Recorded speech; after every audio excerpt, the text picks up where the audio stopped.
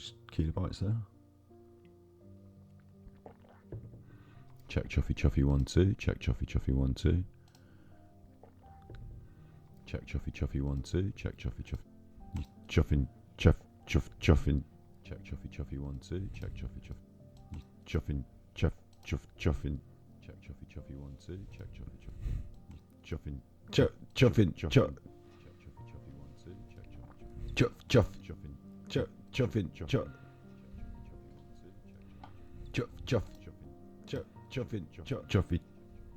chuff it. Chuff.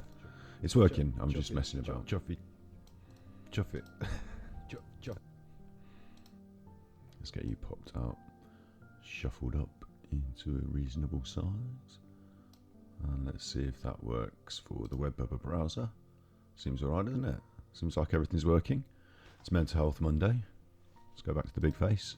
You should be able to hear me, chuffy 1 2, check chuffy 1 2. Let's go back to the big face. You should be able to, but also you should be able to hear the dulcet tones of Zelda. Chuffy, can you hear that? Is it loud enough?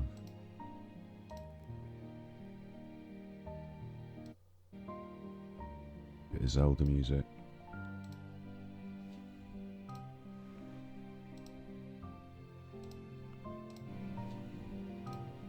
Yeah, you can hear that. You can hear that. You can hear that. Check chuffy 1 2. We've done that. We've also got this these days. There's a thing up there. Got that. I'm going to do the introduction. That's what's going to happen now. I'm going to do the introduction. Mental Health Monday. Got my clappy board.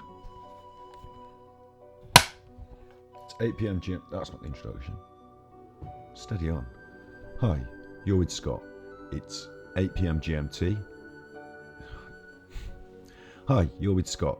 It's Monday. No, what are we doing? Hi, you're with Scott. It's Mental Health Monday. It's Monday. It's always Monday. This is your right ear, and this is your left ear. It's also midnight. It's always midnight. It's also 8 PM GMT, which has been put back by an hour due to the British Time Consortium. So it's actually 8 PM GMT if you look it up. British Winter Time. GMT, I don't know. It's 8 PM.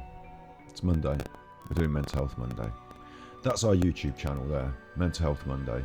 On that YouTube channel we've got lots of videos.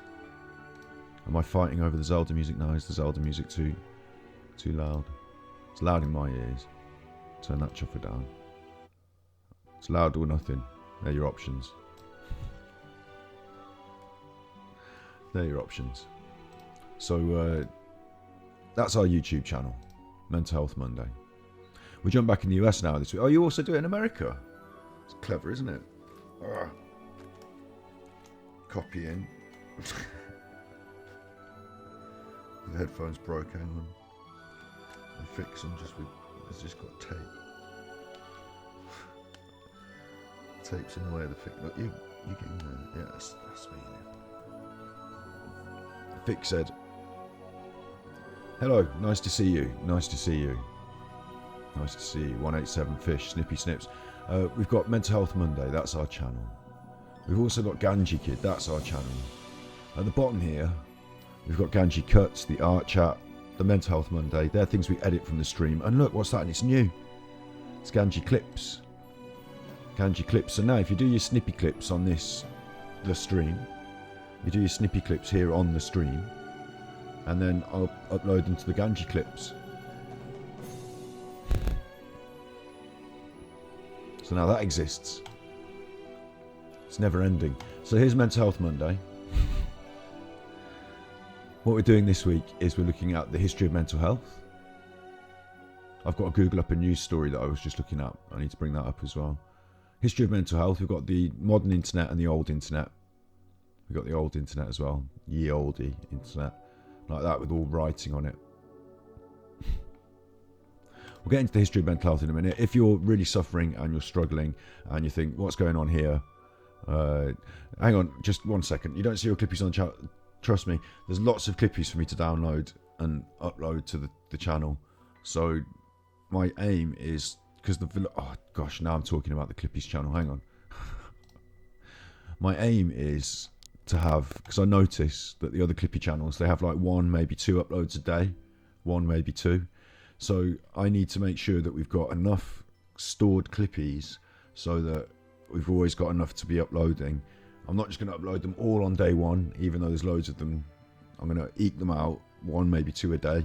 And we're starting from a little bit in the past, so that gives us a chance. But I will start chucking in the modern ones. But bear in mind, I've got to download them all and then upload them all, and it's like a brain task.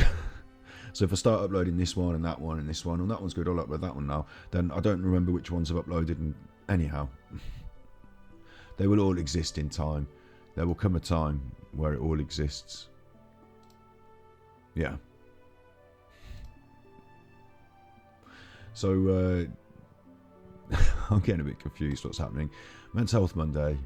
The thing I need to say at the start is, if I do a lot of chuffling on and cheerful chuffling and chatting to chat, and you're feeling particularly down or whatever, you can bring it up in chat, we can talk about it. Some weeks we do deep dives on mental health topics, some weeks we do deep dives on support. At the moment we're doing a bit of history, so it might seem a bit off topic. Oh, what's the history got to do with how I'm feeling today? If you are feeling particularly vulnerable or, you know, down, you can call the Samaritans for free, 116 123 for free. In America, you've got Lifeline, the National Suicide Prevention Lifeline, 1-800-273-8255. And we recommend Mind, the mental health charity in the UK. This is their website, mind.org.uk, mind.org.uk. And there's a lot of resources, to rhyme with horses, on there. And there's a lot of interesting stuff that you might enlighten yourself with, just even if you're not, you know, feeling particularly under the weather. It's nice to have a little read about what's going on. And that's what we're going to start with this week. We're going to do the history in a minute. I'm going to do some chuffing, and then what I've got to do is I've got to do this. I've got to do mental health, and then just and then news, because the BBC, it should be, I want the BBC, not the Derbyshire Farmer. That's Sean Dodd. I was just reading this earlier. This one. We're going to start with mental health unqualified therapists exploiting vulnerable patients. That's nice, isn't it? No, it's not. It's bad. Bad. It's the news, so, you know, bad news. One other thing I did want to say before we get going. I'm a little bit lower down this week. I don't know if you can notice. Can you see me here? You see I'm a little bit lower down. You see, like, it should be like that. I should just up in the frame a bit more. The reason is that I was sat on a couple of cushions and my sister come and took them. I totally binned off the old cut out from the mattress cushion. That's gone. New room, you know, lovely things. Not going to be sitting on a dirty. So but she's left one cushion. I think because I was sitting on it, I think she just thought, chuff that one. He's been sat on that. So I've got one cushion, but I need to get myself another additional cushion. So, or I have to sit up. So if you notice me disappearing out of frame like this, then I've got to sit up. There's a top tip. Should we get into it? Snippy clips, yeah. Don't worry, yeah. When I do the editing, I should actually... Thanks. There's for a new cushion. This should come up on the things. Come on, where's my widget alert box? Where's my widget? You chopping alert box widget. Have we got a 30-second delay or something again? I'm pressing the test button there. That test usually makes it get working. Thank you very much. ASMR Jesus, thanks you for the tippy chippies. I will spend it on a new cushion. They do these cushions, right? This is going off topic. I had a look on Amazon. They do these cushions. They're like for sitting on chairs all day. Gamer cushions, I don't know. They're not like your normal cushions. Not like just a cushion, like square with like padding. They're like ergonomic. Now it seems like a good idea, but it might look like look at these tippy chippies. Thank you. It didn't come up on the chuffing screen. Why isn't it coming up on the screen? It's not fair. I organised a window for that to make it happen. We've got it all set up. Should work. Really, thank you. I will buy it. Well, the thing is about these ergonomic cushions that I wanted to say is that they might make you look like you've got like some sort of issue. Do you know what I mean? Like when my old nan, they gave her a special cushion that had like a hole in it, so she'd sit because of her issue. So when we have people come to do the podcast and other guests, they're going to look at my cushion and they're going to say, "You're all right on that cushion." Obviously, I could sit on any chair. Don't worry, mate. It's just a gamer cushion. It's an ergonomic cushion. It was courtesy of Snippy Snips. Why isn't it kicking off with the bits thing? That's test bits, test chippies. I can make it work. I've got the box open. I've got it all rigged up. We've done it before. I don't know why it doesn't work. Alright, that's enough brain power on that. And thank you for the tippies. Don't keep sending me money testing. It makes me feel bad because it doesn't work. So what am I supposed to do? I've done everything I can. I've had it working before. I knew it was never going to be. I knew it was going to be rickety, but I really do thank you for the tippies. I really do. Should we get into a bit of Mental Health Monday? 10 minutes in, I haven't even started. I've got to get on. You'll enjoy this. We're going to go do a few things. Let's hope they go well. Mental health. Unqualified therapists exploiting vulnerable patients. Just going to skip over the fact that I said vulnerable. Vulnerable. Or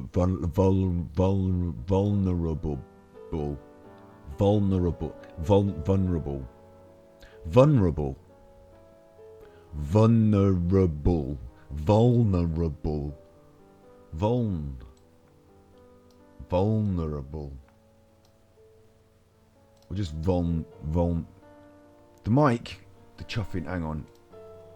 Let me have a listen to that.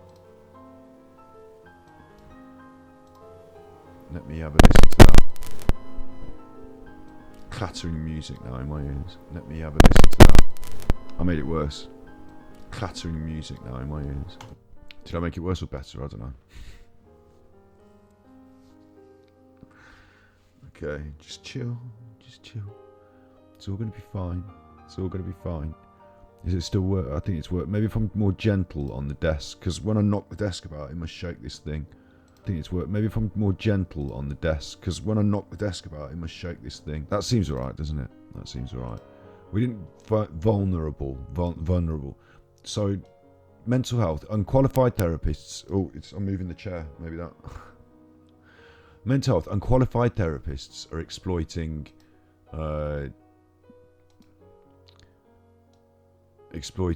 Vulnerable's the best word for it, isn't it? Yeah, I said it again. Vulnerable.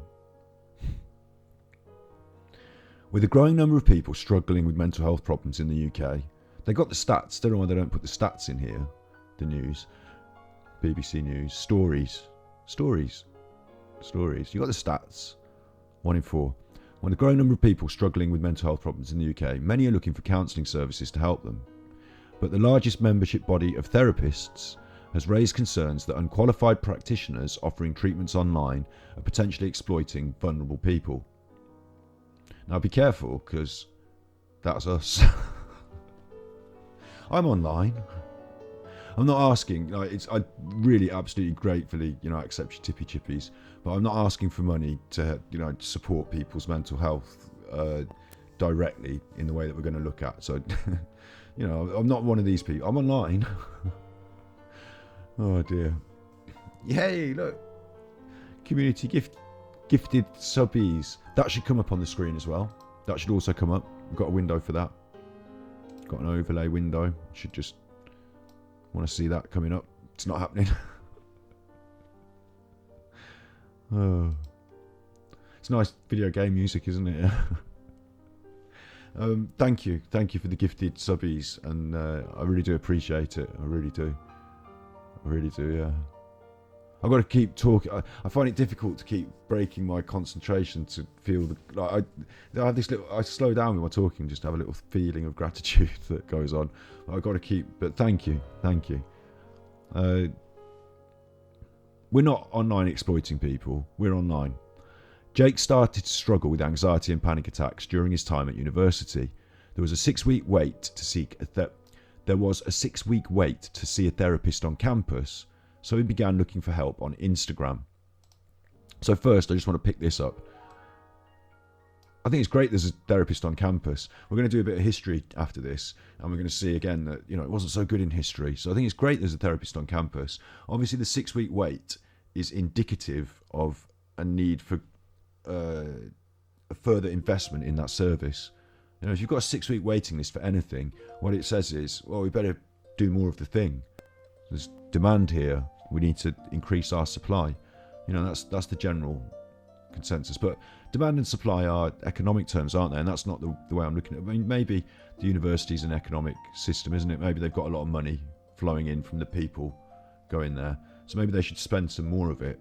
On that, there's a point to raise immediately. But, maybe we need more investment in a overall sense into the mental health services. But he began looking for help on Instagram is another thing that I wanted to just break down here.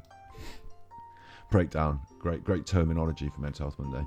But I guess it's normal these days to sort of reach out to social media. I guess that's normal. I personally wouldn't seek help on Instagram, but I don't use Instagram a lot. I'm offering help on Twitch, on YouTube. I get confused with all the different names. Twitter, Twitch, YouTube, and I found things that I have found helpful on their platforms. But really, for me, in the big scheme of things, the most important help came from seeing the GP, the mental health service that I did have to go on a waiting list for, but eventually got through to the cognitive behavioural therapy. That was really good. And I also did do some private, so this is where we're going to get into it. I spent some money sitting with someone for an hour a week, talking, like therapy. But I guess that we're going to look at that sort of aspect of it in a minute, but that was also good as well. So I've tried a lot of different things, but the most important ones, the antidepressants, the obsessive, all these, not OCD, because that's in this, CBT, the cognitive behavioural therapy, that came free on the NHS. So that's important to note as well. That was there. And I didn't look for it on Instagram, although I understand people looking on social media. I like to solicit opinions, but not just therapy, for a different perspective from my own on social media. Yeah, I can see that as well. But, if you're, it seems obvious. I don't know if this does seem obvious, but if you fall over and bang your head and you're like, oh, I need to go to the doctor, straight away the doctor, that's who you want to go and see, isn't it? I leant into the table, maybe that messed with the mic.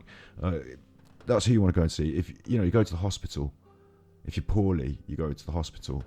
But if you're mentally unwell, then it's not so obvious, even in our modern society, to young people. This is just one example, but it's not so obvious that you should go and see the doctor. So that's something that we need to address in a wider context. Maybe, I believe personally that we should have a more robust mental health. They use the word robust in politics all the time at the moment. Robust mental health service that, when you're feeling mentally unwell, you know exactly where to go because it's obvious, because it's the mental health drop-in centre and it's got big, open, welcoming people there who know what's going down, that sort of place. Open all the time, portal to the services, can get your help right away. That sort of place. The sort of place that he would look for on his campus. So anyway, he believed his symptoms could be obsessive compulsive disorder, OCD, and he found a company that appeared to be offering the help he was looking for.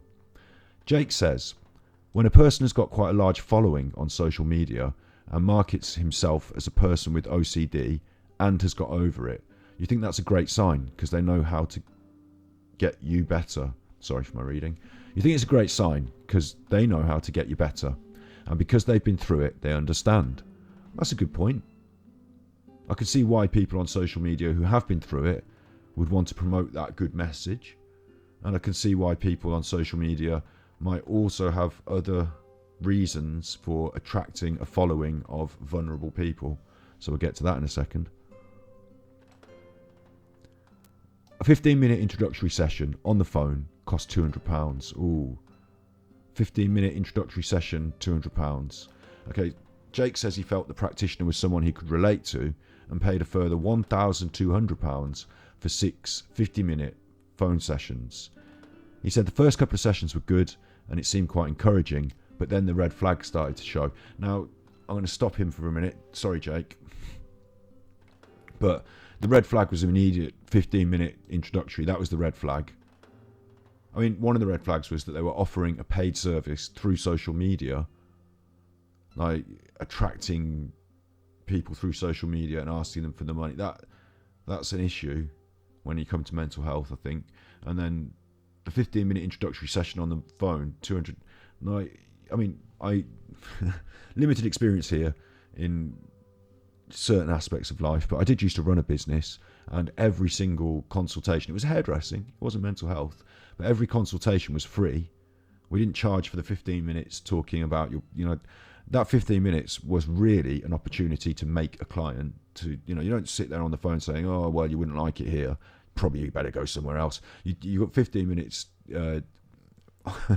What am I saying? It's not even on the phone, is it? They come in and sit down with you. It's a hairdressing consultation, and you spend those 15 minutes talking about the things that you would do and how, talking to them about themselves, making them feel comfortable. Hopefully at the end of it, they want to have their hair cut with you.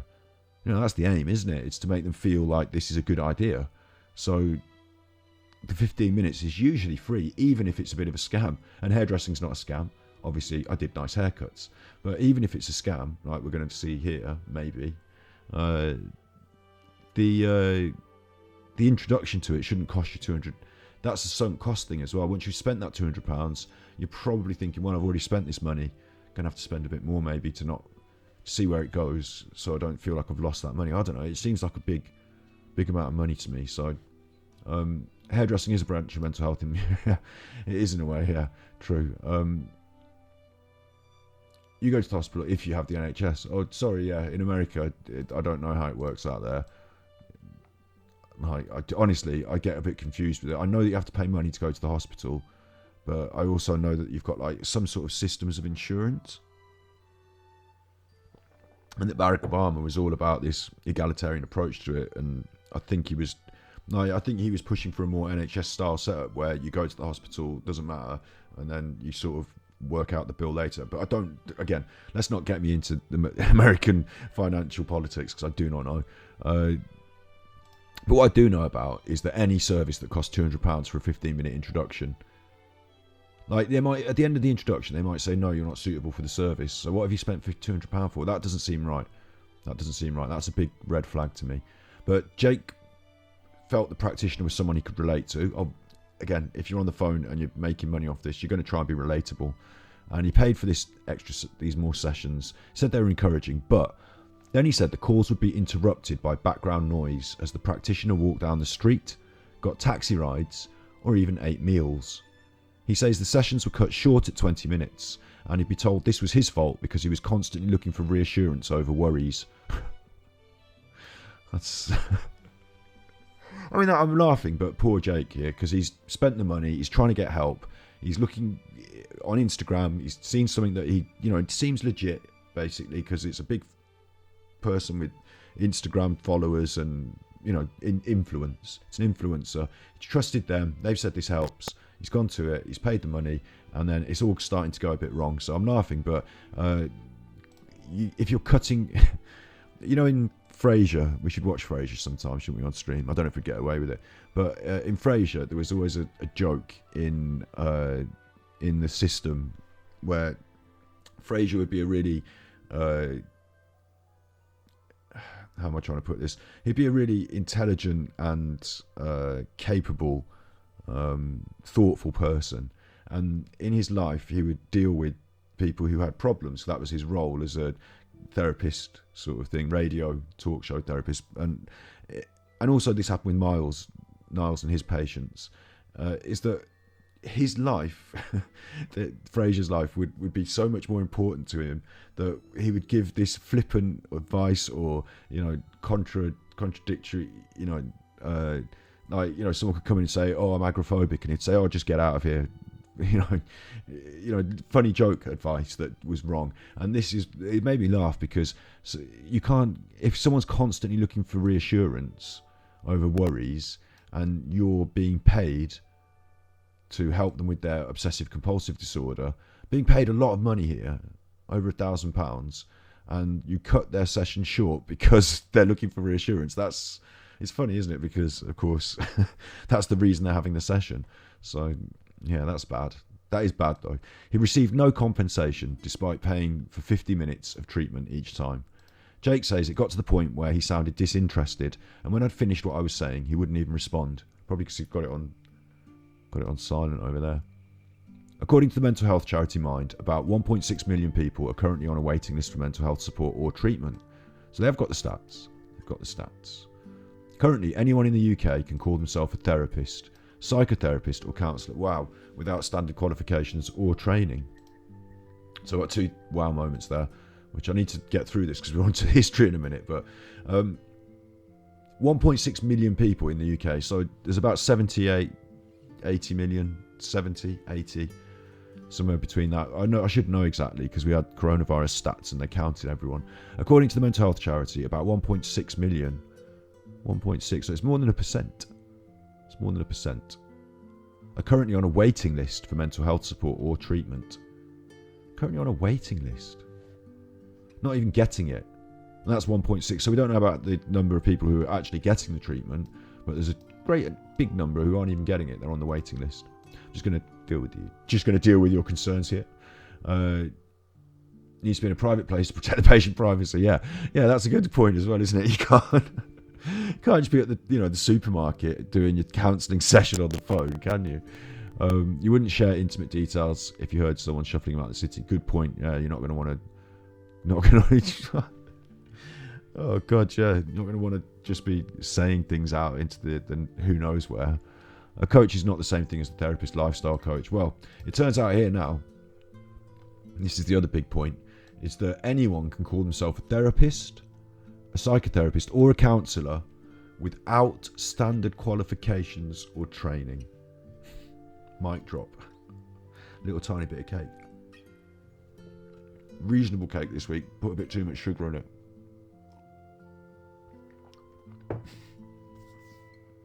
Don't talk with your mouth full.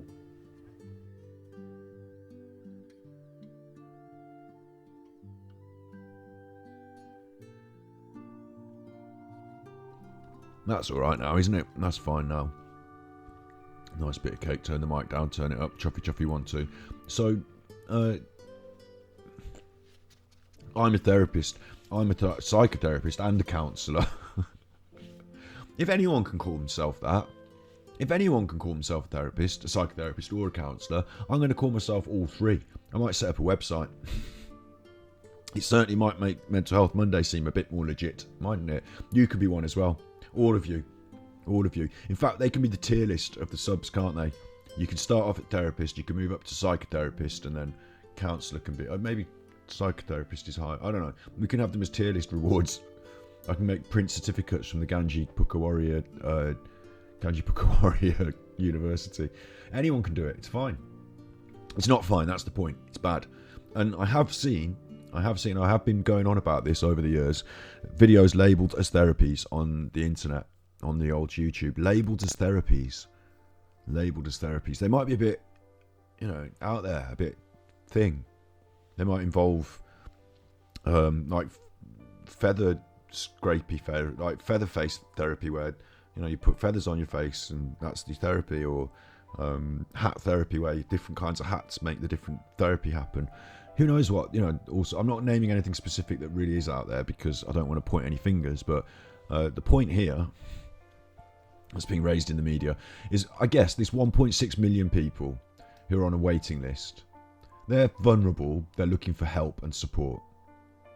They're also consumers and people who spend money, and they haven't got what they're looking for.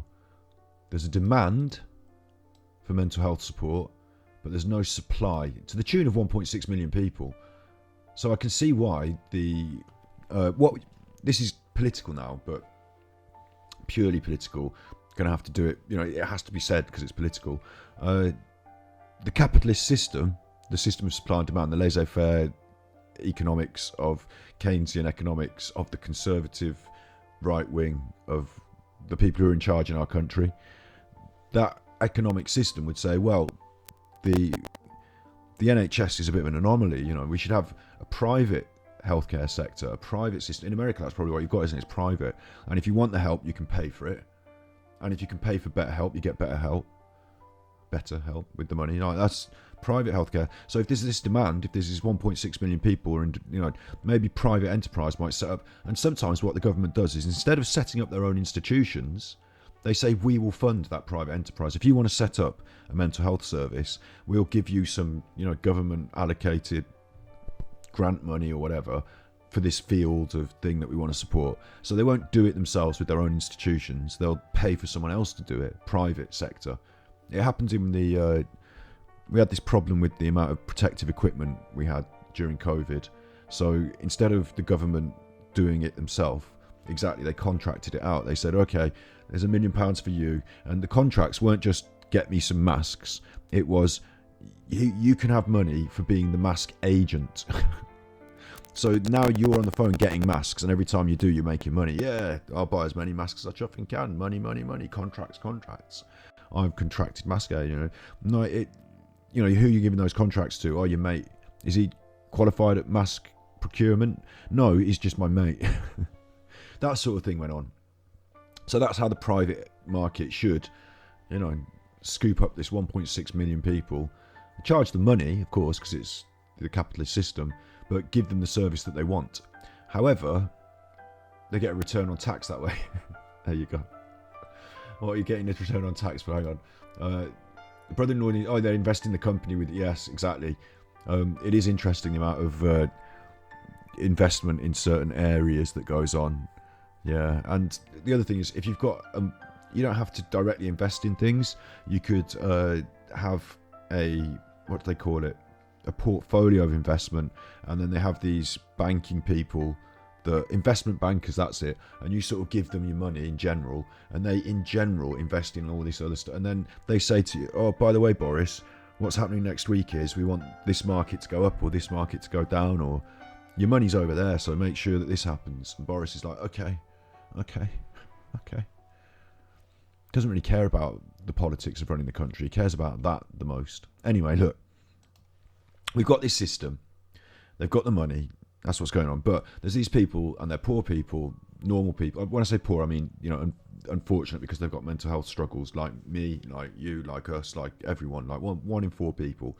We're all suffering with these, injustices in life. And so you would hope that even if the resources available through the government are lacking, because we need to invest more, obviously, there's these people on the waiting list, but you'd hope that the private market, when it stepped in, would actually at least be effective.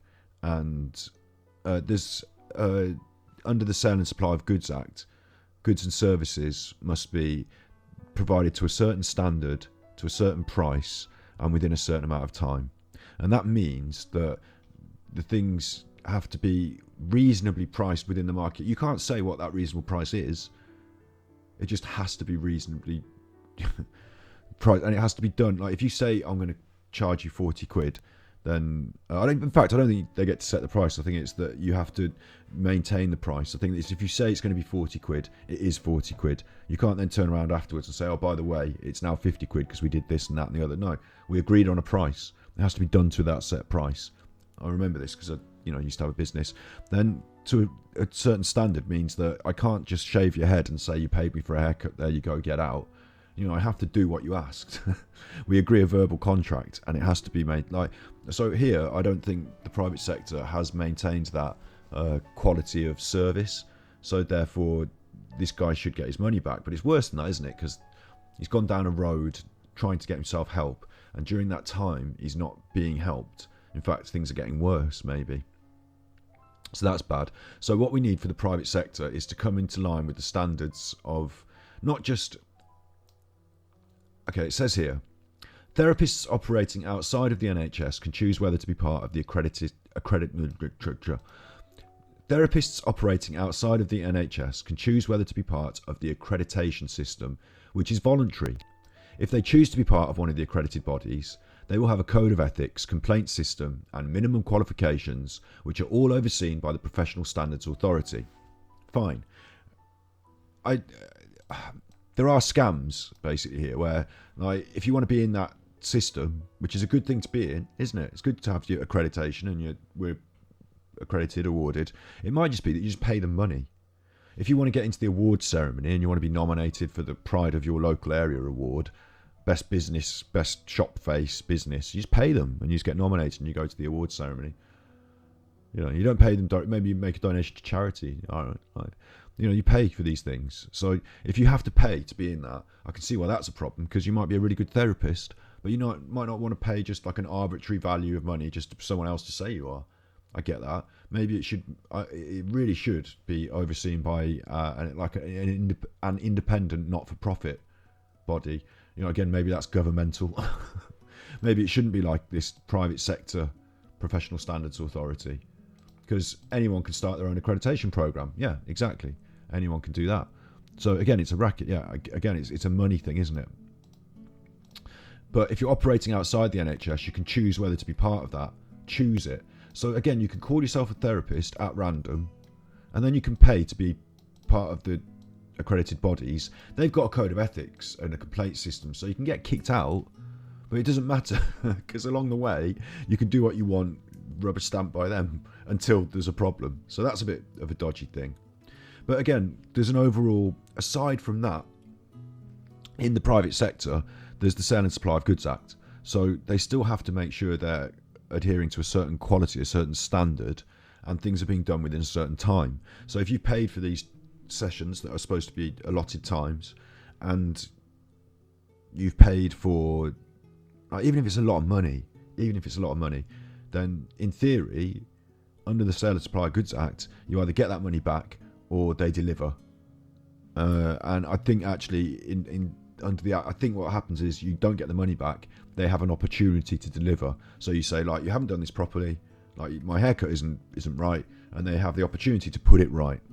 And if you don't want them to put it right, that's up to you. You can walk away. But yeah, we have got a system. It's just that how do you, I suppose, regulate a much more, because that's just for general. Ganjikidd Mental Health Monday Accreditation Centre. Get ourselves a posh website and you're away. That's all you need, is a posh website and an attitude, and to go on about and do it. You know, a marketing attitude, and you can do that. That probably is what is happening. So there are probably some really good professional standards agencies out there as well. I haven't had a look, but Jake mentioned the online treatment and the cost of the GP. The GP was concerned it was too expensive. They questioned the qualifications. Now that is where Jake should have started. Question the qualifications of the practitioner. I've been to see people who are not at the NHS. So the first thing I did is I looked down their qualifications. I looked up what they were. It wasn't just like, oh, they've got a degree, we're done. I looked up what the degree was in and where they got it from and what the validity of that establishment was. I looked into their recommendations, a bit like a TripAdvisor. Maybe they did have, I can't remember now. Mainly looked to see how local they were and how cheap they were, but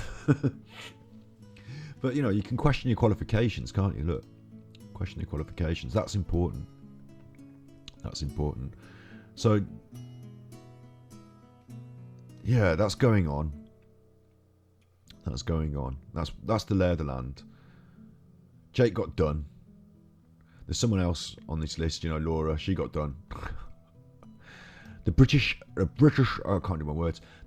Association for Counselling and Psychotherapy is calling for more awareness of the best way to seek help. Caroline Jesper, its head of professional standards, says if someone is looking for therapy privately, they should look for somebody who is registered with a professional body such as them or the UK Council for Psychotherapy. So wait, you've got a British Association for Counselling and Psychotherapy, and you've got a UK Council for Psychotherapy. That's already conflicting and confusing, isn't it? I haven't looked these people up. I don't know if they're not profit, if they're profit, whatever. They've got an ethical framework. Yeah.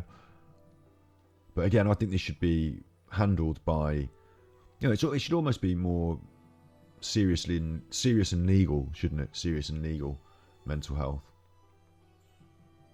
So there we go. That's our news story for today. Just wanted to raise that. The points that I really wanted to raise were, if you're looking for mental health support online, be careful. Don't shell out loads of money for introductory sessions.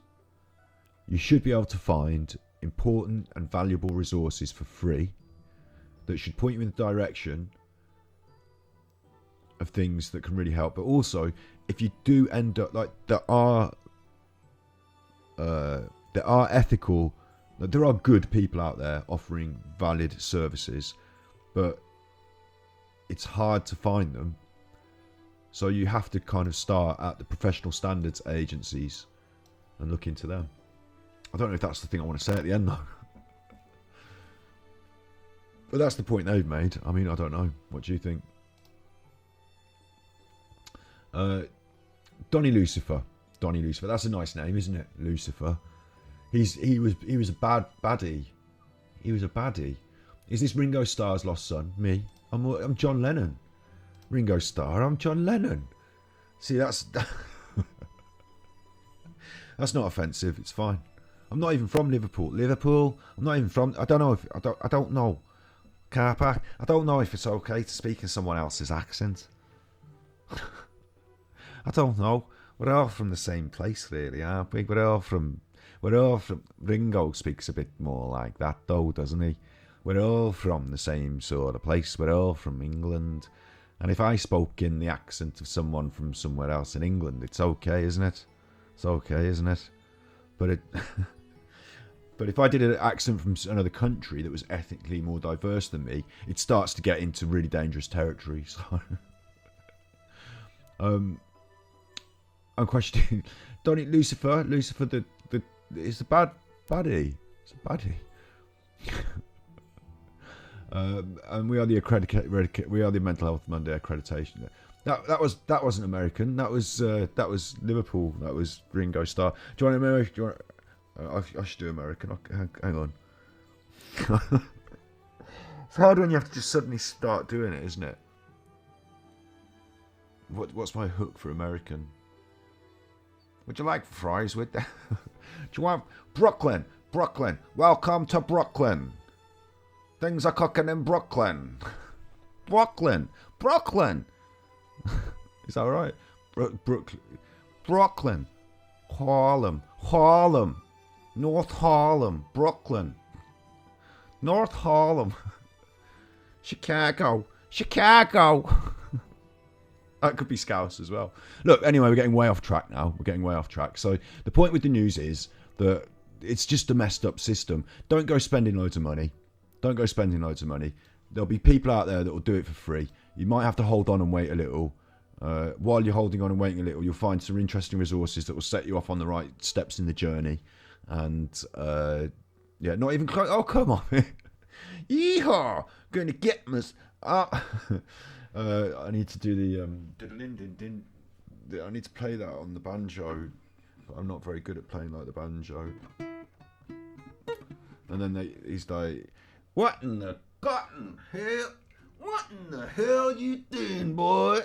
What in the hell you doing, boy?" It's a bit like one of the wrestlers, isn't it? "What in the hell you doing, boy? You're gonna need to get over here. You're gonna need to stop doing that, boy. We don't have that sort of thing done around here." That's America. That was America. Depends. The problem in America is there's loads of it.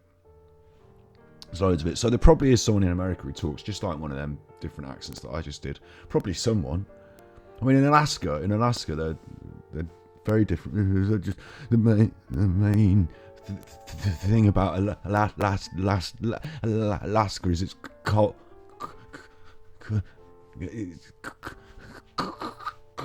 There's a bear. That's Alaska. So the main thing is it's cold. I was trying to say. Anyway, look.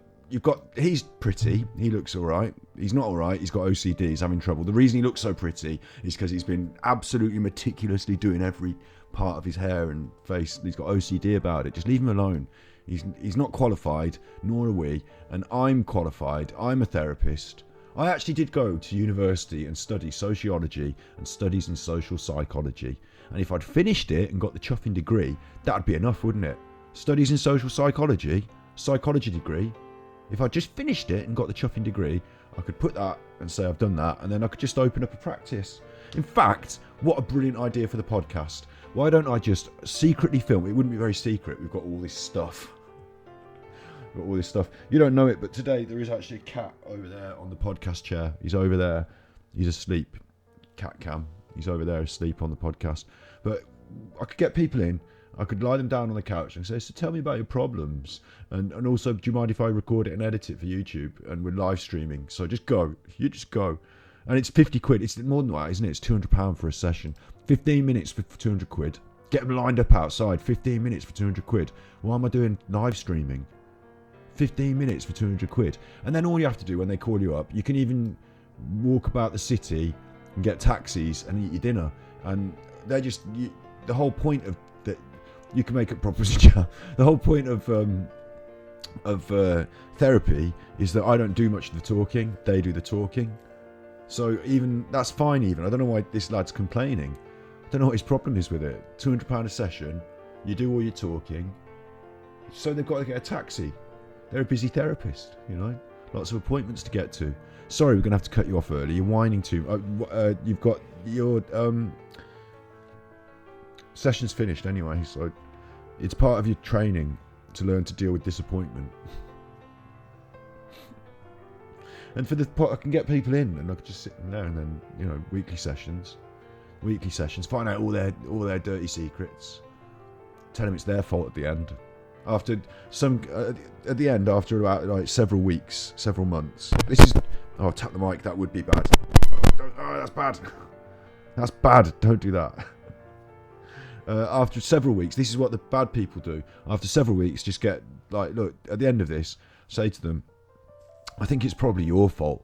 I've been thinking about this for quite some time, and it's important that you hear this. It's your fault, and it's time that we discontinue our sessions because I can't help you anymore.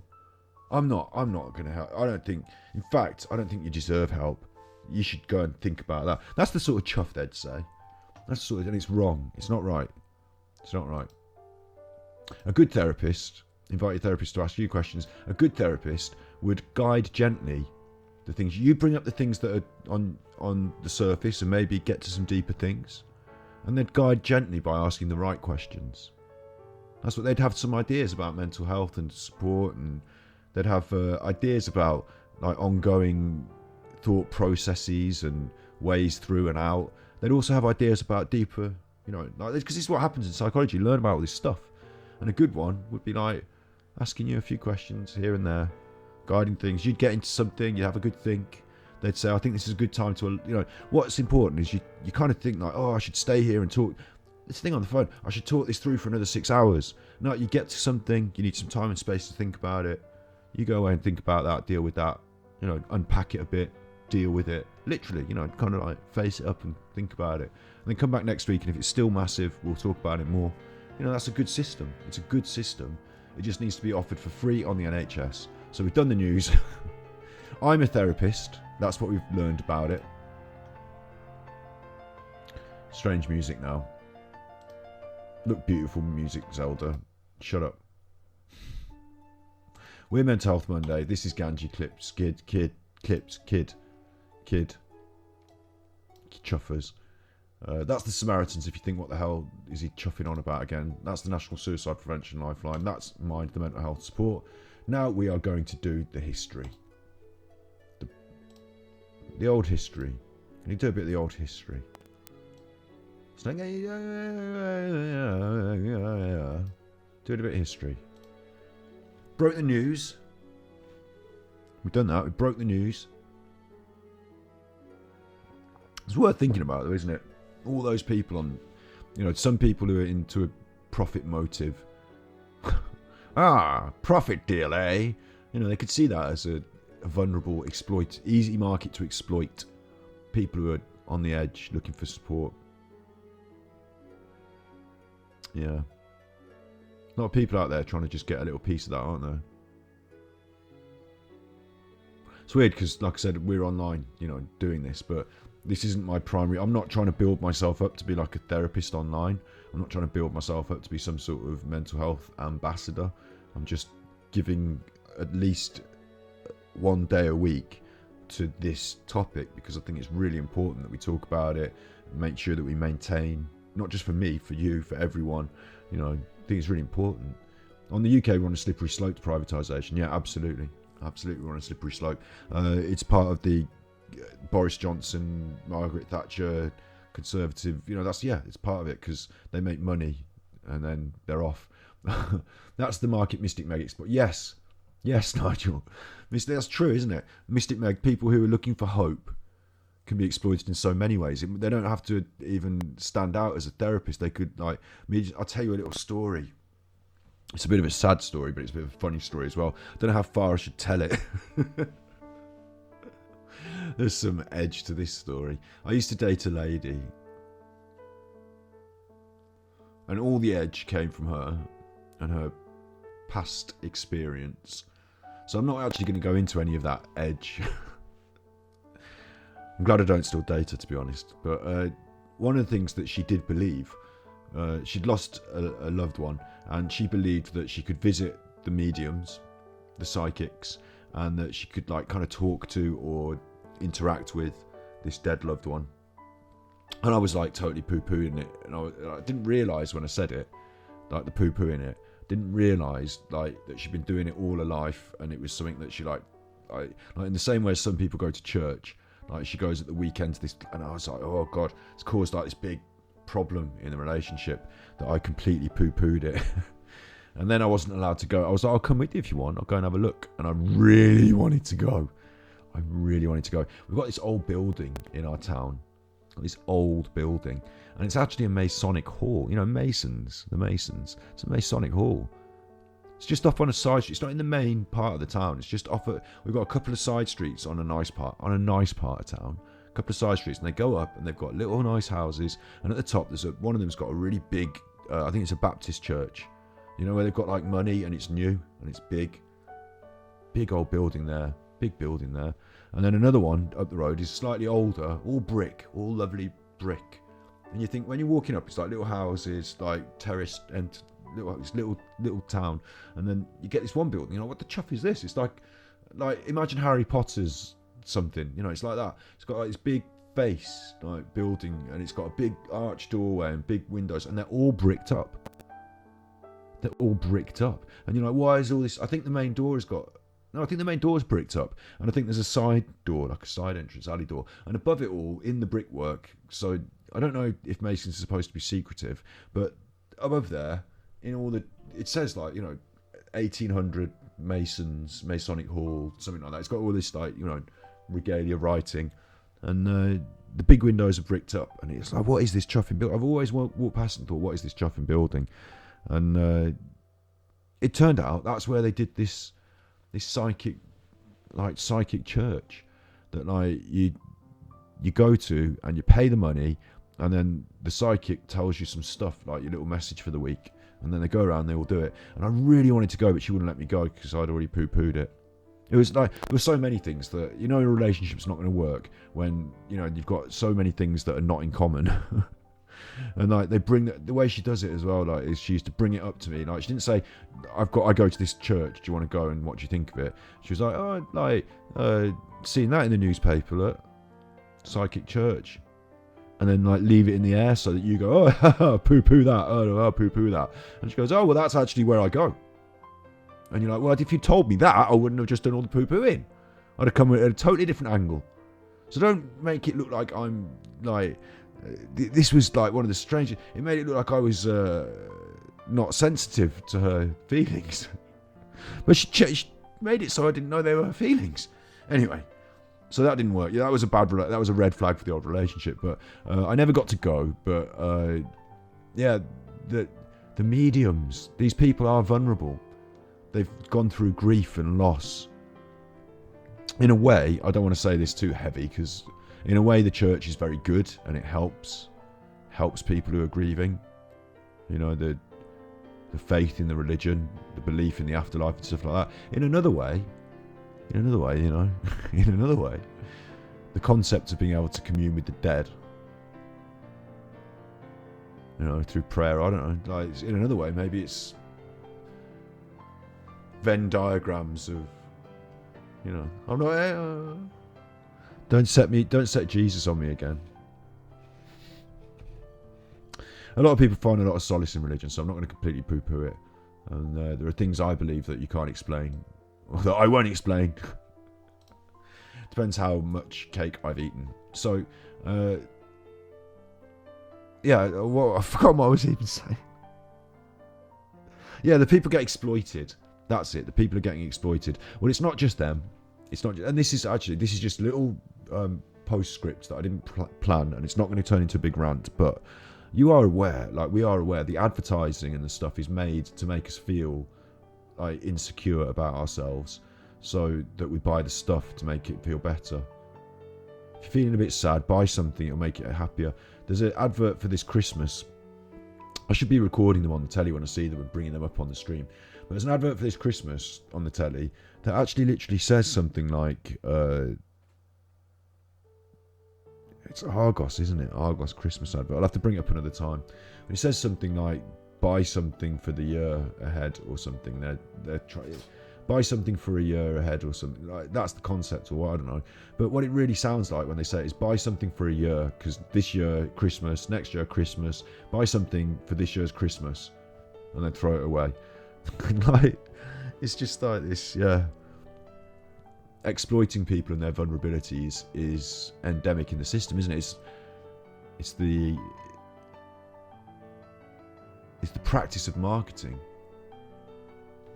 And not just marketing, creating a product for some people that maybe does solve a problem, or maybe it doesn't. I don't know. Didn't Listerine, the mouthwash, they just had this stuff, this chemical that you could, what could you do with it? I don't know. You could use it to scare off crows. Oh, maybe, yeah. Or maybe, have you tried putting it in your mouth? Well, I don't know. It's chemical. Safe, honestly. Is it? Okay, fair enough. Tastes horrible. We're not going to sell much of that to drink, are we? Puh. Oh, did you spit it out? Mouthwash. Oh, mouthwash. Okay. It could be a mouthwash. How are we going to sell people the concept of a mouthwash, though? Isn't that just for medical reasons? Isn't it just? And so what they literally did was they invented halitosis. It's true, you can look it up. Listerine invented halitosis.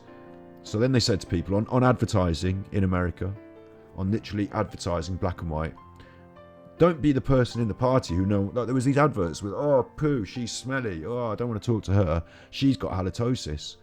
And then there were people watching these adverts going, oh my, am I the one? Is that what's happening to me? I'm insecure. That could be me. I'll buy you Listerine. I'll eat that every day. Not supposed to eat it, just swill it out and spit it out, mate. Oh, is that how it works? Anyway, that was way back. That was in the early days when it wasn't as sophisticated. Nowadays, Corsadil, medical mouthwash. Look, anyway, the mental health, the exploiting of vulnerable people. It's a shame. It's a bit of a shit. It's going to swear. It's a bit of a chuffer. That is. It's a right chuffer, in fact. So let's have a look at let's have a look at the history. Let's do our last 40 minutes before dog walking time. I'm looking at that cake all the time as well. I'm going to have a little bite of the cake. It's quite look at the size of that chunk of cake. Look at that. That's a heifer.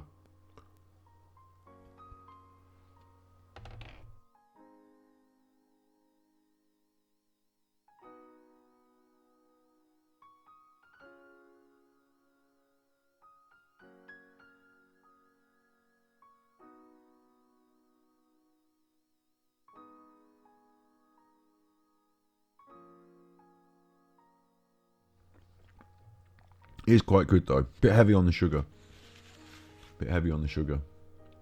Sex-based terms. Kiss you. I thought you had to buy close-up toothpaste to kiss. Well, yeah, see, exactly. The whole dental situation's questionable. It's not really. They do a good job in the dentists, but they also get this. We're going to just finish this, and I'll tell it. Go on to the history. They same with hairdressing. You go to the dentist, they do your teeth. Yeah? Like whatever's wrong with your teeth, they sort it out. That costs money. They've got a little system. But that's it. If you're the dentist, what are you doing then? How are you going on holiday? My dentist was going skiing holidays. How are you going to afford that? There's cosmetic dentistry. People are just paying extra money to have things done. Fine, there's that. So if we can upsell the concepts, the ideas, if we can make it seem like the perfect teeth are important, that's going to be good for us, cosmetic dentistry. It already is. People are already flying into that. It's an exploitable thing. Your teeth aren't good enough. You need this. But also, these are the perfect teeth. You want them. That's an easy way. But also, we could sell them like a toothbrush, like a rubber toothbrush with a thing on it that spins. And we could sell them like a toothpaste, a special toothpaste. And then we could sell them like a special extra gold standard toothpaste. We could probably sell them like a hat with a toothpaste holder in it. Like anything they can put an extra dollar and, it's important to a business to be able to expand your range of services, to be able to expand your range of products so you can maximize your profit. Again, we're talking about this capitalist system. It's dentistry, for crying out loud. They don't need to maximize the profit off me. Just do my teeth nice. Hairdressing, we had the same thing. If you sat down in certain salons, you have to have. You've been to a salon where they've sold you the chuffing shampoo, and you're like, look, I've got my own shampoo. I don't need to buy this week's chuffing new Miracle Whip. But yeah, you have because they're telling the people that work there, here are your sales targets, because they need that extra. There's only so many haircuts you can do per person. There's only so many haircuts I can do before. How do I increase the profitability starts to come in? Because they all want that holiday in Spain, and you all want to go up the Eiffel Tower. So you need to increase I don't know about that. The boys will kiss you with dog breath anyway. The boys probably have dog breath. Here come the boys. Boys. It's not that, isn't it? It's girls. Girls have got dog. No, look. You just left the cosmetic dentist. There you are. It's all right though.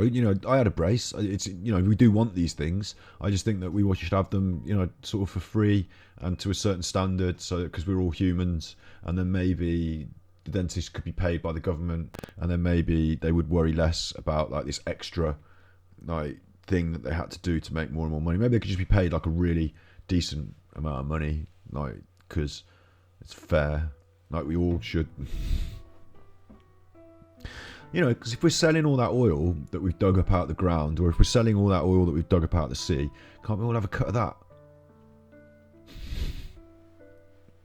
Why has Boris Johnson got all the money? Let's do some mental health history. Last week we were talking about these things, the imbalance of humours. And I didn't read this last week, but I should have done because it's a good one. We had a look at phlegm, blood, black bile, if you remember. And then we're going to get onto this next bit. So I'll just quickly fill us in on what was going on in the Middle Ages. Although it should be in last week's one, but it's here now. Through the Middle Ages, mental illness was believed to result from an imbalance of the humours. In order to bring the body back into equilibrium, patients were given... Okay. So we're back onto the leeches, yeah. They're still used. Wow. Probably not for mental health. Probably for blood... serious... you could probably use them for actual... blood sucking. They're good at that. The things they used to do. This is back in the Middle Ages. I wanted to just... What they would have done is they'd have given you either emetics, that makes you sick. Laxatives, we all know what that does. Bad. And you were bled using leeches or cupping. Specific purges. Specific purges, not a canary. Specific purges included a concoction developed by Ptolemy called Hiera Logadi, which combined aleos, black hellebore, and colocynth, and was believed to cleanse one of melancholy. So there you go. That would have been in the Middle Ages. You're suffering, and they're giving you horrible things to drink that make you sick. And then they're bleeding you and all that. We kind of talked about that last week, didn't we? Confectico hamech was another laxative developed by the Arabs that contained myrobalans, rhubarb and senna. Sounds effective. Later, tobacco imported from America was used to induce vomiting. Other treatments to affect the humours consisted of extracting blood from the forehead or tapping the veins to draw corrupted humours away from the brain. So we kind of touched, there is this one last bit that it said, raving madmen were told to follow diets that were cooling and diluting, consisting of salad, greens, barley water and milk to avoid wine and red meat. So they're almost vegans, the raving madmen. Such a relaxing stream right now, yeah. I did want to... One of the things I thought we were going to try and do by looking at the history, was we were going to start turning it around to say, isn't it good these days? Because you don't have this going on. So if you're suffering with mental health, if you're coming to Mental Health Monday and you're looking into things and they're helping you and whatever, thank God they're not suggesting this. But it's actually true that eating better, like greens, salad, avoiding wine and meat, that's probably good advice. And sadly, these days, there's people on waiting lists. So that's a bit of a chuffer. Because we should be able to say that you can, think positively on this. So yeah, we looked at that last week a bit. And what I did want to come on to all this, but I spent so long on the news, is that it wasn't just that they didn't have the right idea. It was that custody and care of the mentally ill was generally left to the individual's family, although some outside intervention occurred. The first mental hospital was established in 792 CE, Baghdad. CE? Oh, it's not BC, is it? So it's got to be AD. We say AD, don't we? Anno Domini, Year of the Lord. CE. What could CE possibly mean? There are mental health issues. Yeah, there are mental health issues associated with poor diet. That's true, actually. Things were better in the Middle Ages. No, look. In 700 in Baghdad, and soon others followed in Aleppo and Damascus. So the thing is that we don't know. We assume, and I think it's fair to assume, that during that time that was, controlled by an Arabic culture. But of course, there were things like the Crusades and all this other nonsense. So it is possible that other influences were involved, but it doesn't say. But thank God, at some point, someone is starting some sort of mental hospital, but not in the Western world. The mentally ill in custody of the mass establishment of asylums and institutionalization. Why can't I read? Oh, I've done my contact lens now. No, it's alright. It's alright. Common era. That's us. It's got to be. Getting a bit of a headache now. I think it's because this eye has got the light shining in it. I think that's it. And I'm trying to read this, and it's like if you try and focus on two different things at the same time. I think it's that. Mass establishment of asylums and institutionalisation took place much later, though. The mentally ill in the custody of the family were widely abused and restrained, particularly in Christian Europe. Due to the shame and stigma attached to mental illness, many hid their mentally ill family members in cellars, caged them in pig pens, or put them under the control of the servants. That's, for some reason, as bad as pig pens. Others were abandoned by their families and left to a life of begging and vagrancy. So that's chuffed up, isn't it? It's going to take us a long time to get through all this history, because we should have done this last week. This was... Oh, I'm banging the table. Oh, stop it. This was last week. It was Middle Ages, but... What do you want me to do? Dim the light. Yeah, oh, wait, I can't dim the light, because otherwise my face... You've got these options, look. You've got that on or off. There's no dimmage. I've had that lamp for years. It functions. I've got the video light. There's one for the cat over there, and there's one for my face here as well.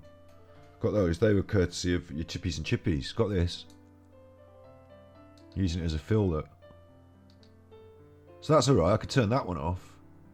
But the lamp, the old lamp, the old lampy. Lampy. The old lamp. I'm looking straight at it now. That's done me. Don't look straight at it. I've had that for years. It's like in The Sopranos where they swap the lamp, Tony Soprano's lamp, with one with a listening device. Except here there'd be no point because I'm talking all the time on the internet. So you get a dimmer switch. Oh, thank you. I'm not going to spend those tippies on a dimmer switch. I'm going to stick with the lamp. Yeah, I might go with an eye patch. I might go with just a one eye patch. You don't need both eyes for reading. Just a one eye patch. You know, sensitive. Like pirates, sensitive. Are you sick and tired of those bright lights? Are you sensitive like pirates? You are. Then you need a pirate's eye patch. That was me. I was just putting a sensitive moment. The camera can zoom in. Sensitive moment. Soft, feminine eye patch. I think that's all in order, isn't it? Soft, feminine eye patch. So what would have happened to me what would have happened to me in the God, I'm not enjoying this now. What would have happened to me in the Middle Ages is that they would have like gone through this chuffing diets thing. They'd have gone through this chuffing bleeding you with leeches. If you're lucky, if you got the money, I don't know. And then they'd have tossed me out. They'd be like, chuff this. He's no good. They'd have chuffed me out. I'd have put in the custody of my family. I would have been abused and restrained. That would have been awful. And then that was particularly in Christian Europe, due to the shame and stigma. I'd have been hidden in the cellar. We don't have a cellar. Oh, actually, my dad's house has got a cellar, and that's where my bedroom was put. So in reality, I really was. But no, seriously, I'd have been put in the cellar. That's awful. You'd have been burned as a witch. We're all in for it. We're all in for it. It'd have been bad caged in the pig pen. At least you got the warm pigs to help you out. But that is not going to help your mental health. It's not going to help you to get better.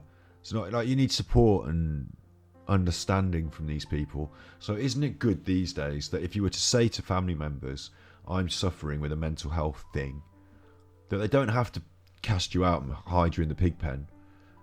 There are places like mind.org that can help them to understand exactly what's going on in their own time. They can call up the National Suicide Prevention Lifeline. You can do it too. We've got the Samaritans. They're waiting for your call and they're with you. They're not going to cast you out into the pig pen. It's a totally different landscape now, isn't it? Totally different landscape. So that's good. That's good. That's good. This is good. Don't go calling someone up for £200. 15 minutes, £200, 15 minutes. Sounds a bit like OnlyFans, doesn't it, or something? When I was young, we used to have like, because it was before the internet, you'd have like in the back of magazines, certain magazines, there'd be all these advertised phone numbers, and it would say things like, "Oh, I'll sexy you, call me up. Why don't you? Do you like the old sexy? Call me up." And there'd be all these numbers, and if you did call them up, oh, it's like loads of money, £4 an hour. Oh, it's expensive. Mental health support's worse than that.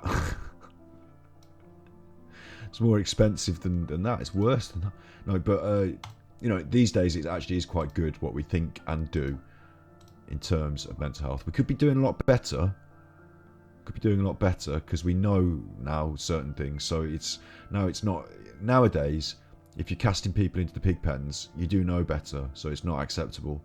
And that follows on to say that if you're leaving 1.6 million of them on waiting lists, then that's not acceptable either. And if they're getting unqualified help, and if there's no governmental standard, like if you want to be a doctor, isn't it a crime even to impersonate a doctor? I don't know. Is it a crime? I think it might be like fraud or I don't know. But this, no, they're not bothered. Not even going to chat about it in Parliament. Need to get that sorted. But otherwise, you can get real, solid mental health support in the UK, in America, in the Western world. I can't speak to everyone else, can't do all the languages, but, we're lucky. We're lucky, aren't we? That's good. We're lucky.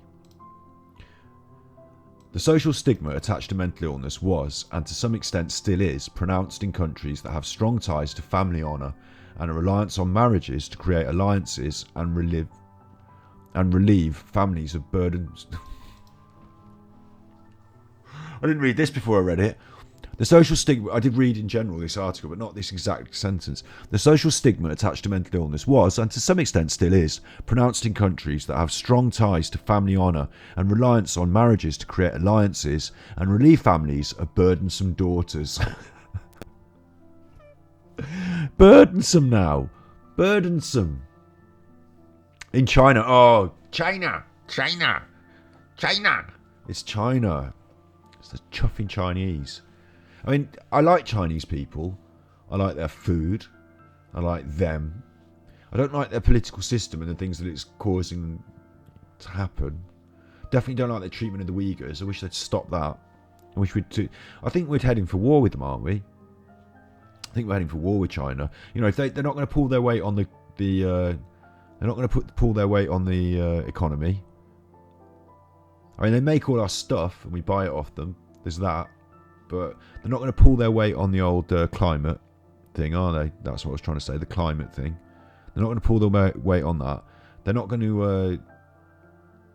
they're going to be bad to those Uyghurs. They've got Hong Kong all...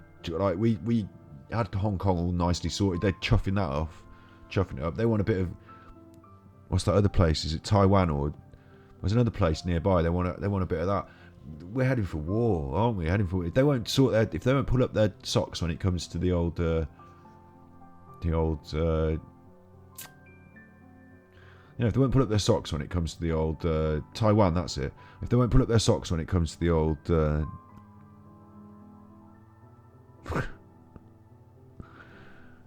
if they won't pull up their socks, there's going to be trouble. It's them again. Look, China. I didn't write it. China, they're saying. In China. The mentally ill were concealed by their families for fear the community would believe the affliction was the result of immoral behaviour by the individual and all their relatives. So that's bad. So you'd have been hidden because you'd done something wrong and it was your fault. That's bad. That's not right. That's not right. Did I sleep? I do seem a bit out of sorts, don't I, a bit? Don't know, I'm a bit tired, maybe. Don't know what it is, really. Like I said, it's the bright lights and I'm getting a bit of a headache from it, maybe. Maybe there's something wrong with me. Maybe I should be worried. Maybe there's something deeper. Oh, no. I'll tell you what I haven't done. I haven't eaten enough. That's something. But we're nearly through. How long have we been on?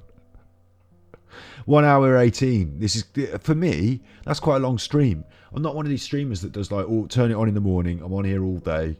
That's not me. You got to get it while it's hot, and then peters out after 2.5 hours. 2.5 hours is my limit. We're at least halfway through my limit. I mean, I might have already peaked for this evening. I've already peaked. Mom's had a Chinese tonight. Mom's had a Chinese food. I haven't had any. I haven't got any. She was like, I had this left over from the weekend. I was like, oh. Fair enough.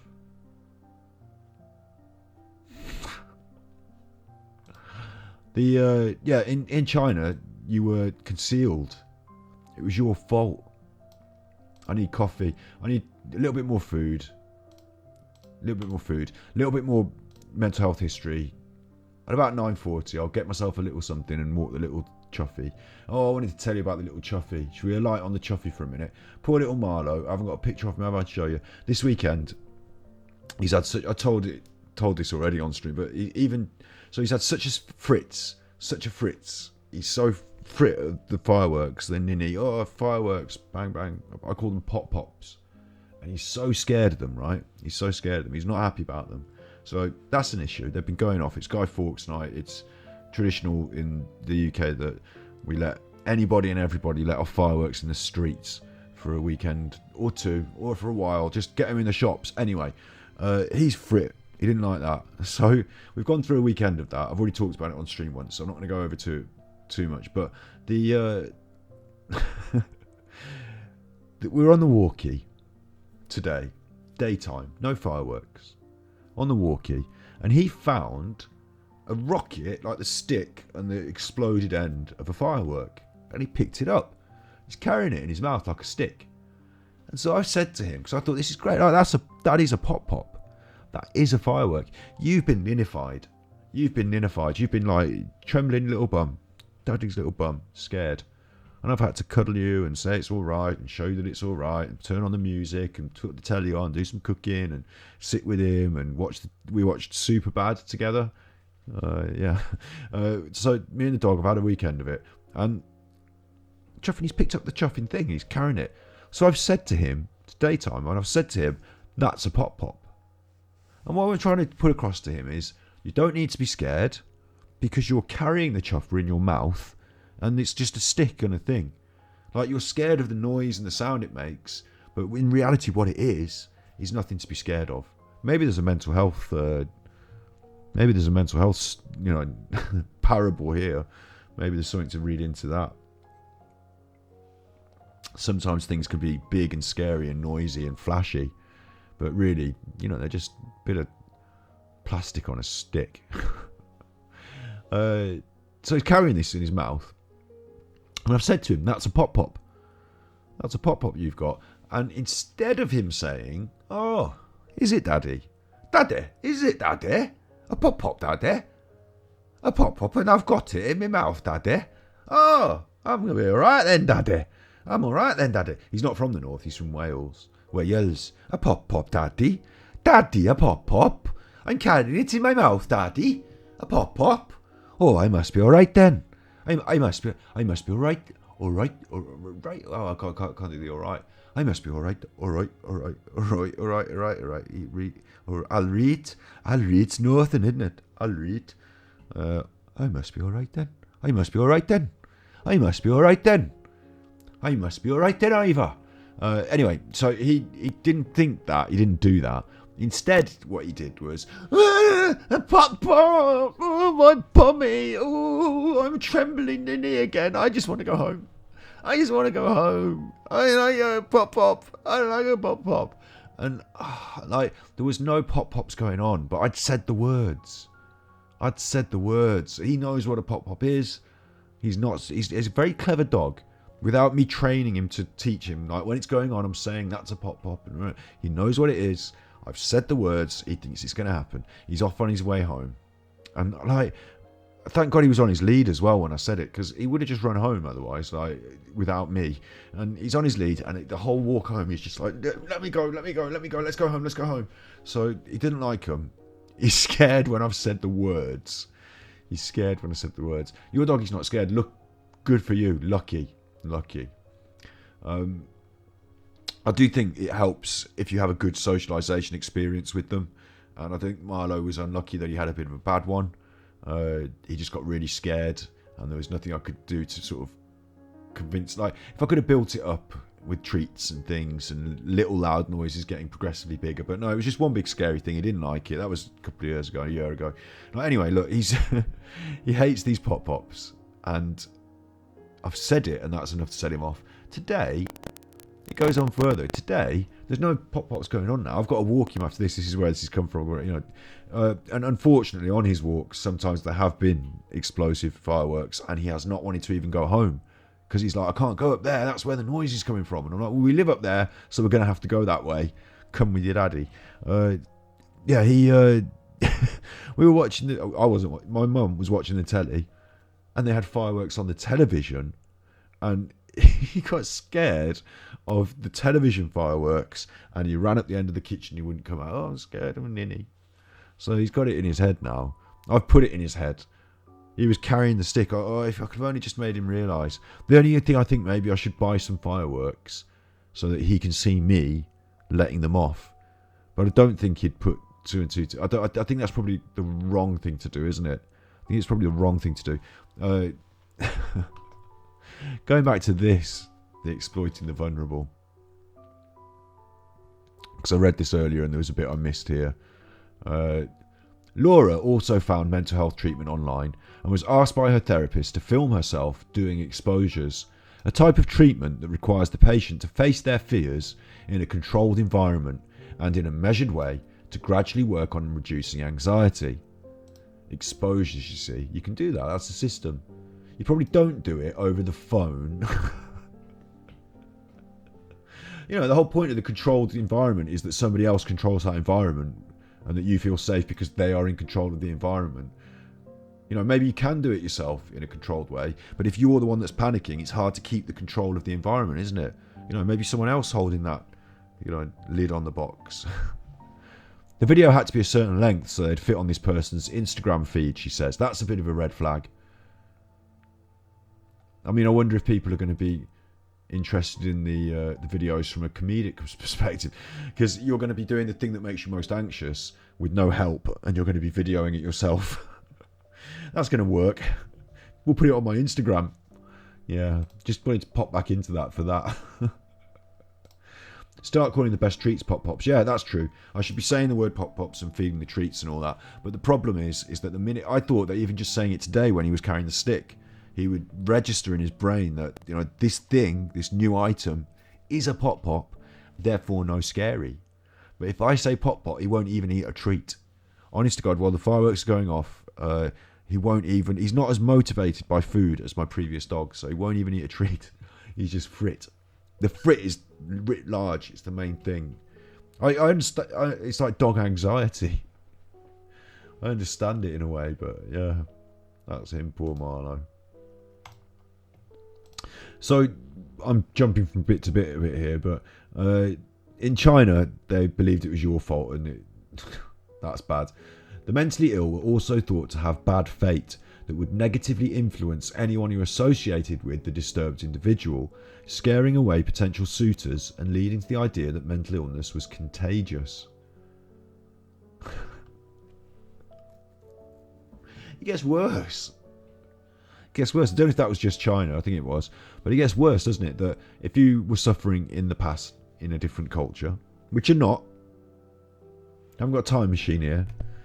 I'll tell you something about time machines. I want to have another bite of cake. I'll have to turn the volume down.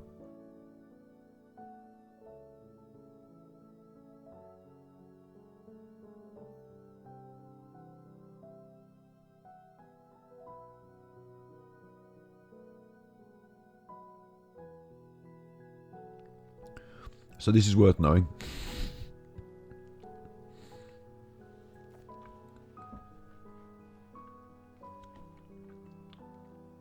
Forgot what I was saying now. Brilliant, I actually have forgotten what I was saying. That's like a brain. Yeah, my brain's not quite as sharp today, is it? My brain is not as sharp for some reason. It happens, doesn't it? It's Monday. It's Monday. Monday's always a good day because it's Mental Health Monday. Bad fate. They got the bad fate, and they're gonna. What was I just saying just before that? So I tell you about it, and I turned the chuffer down. I turned it up. Just gone. So if you were, it gets worse because you're now responsible for making other people have mental illness, and it's because you did something bad. Oh, time travel. Thank you. Okay, so I'll just finish off saying this mentally ill and bad fate, and then I'll tell you about the time travel. Yes. So you are now responsible for making other people feel bad, which means you're going to be castigated, and I think castigated is the right word. We'll have to look that one up. You're going to be pushed aside, shunned, castigated,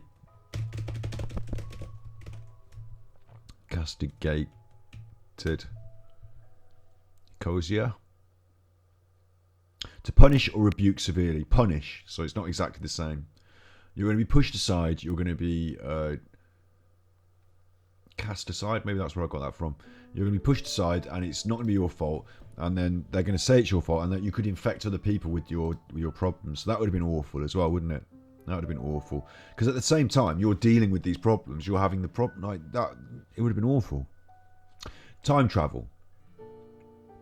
So time travel. Get this.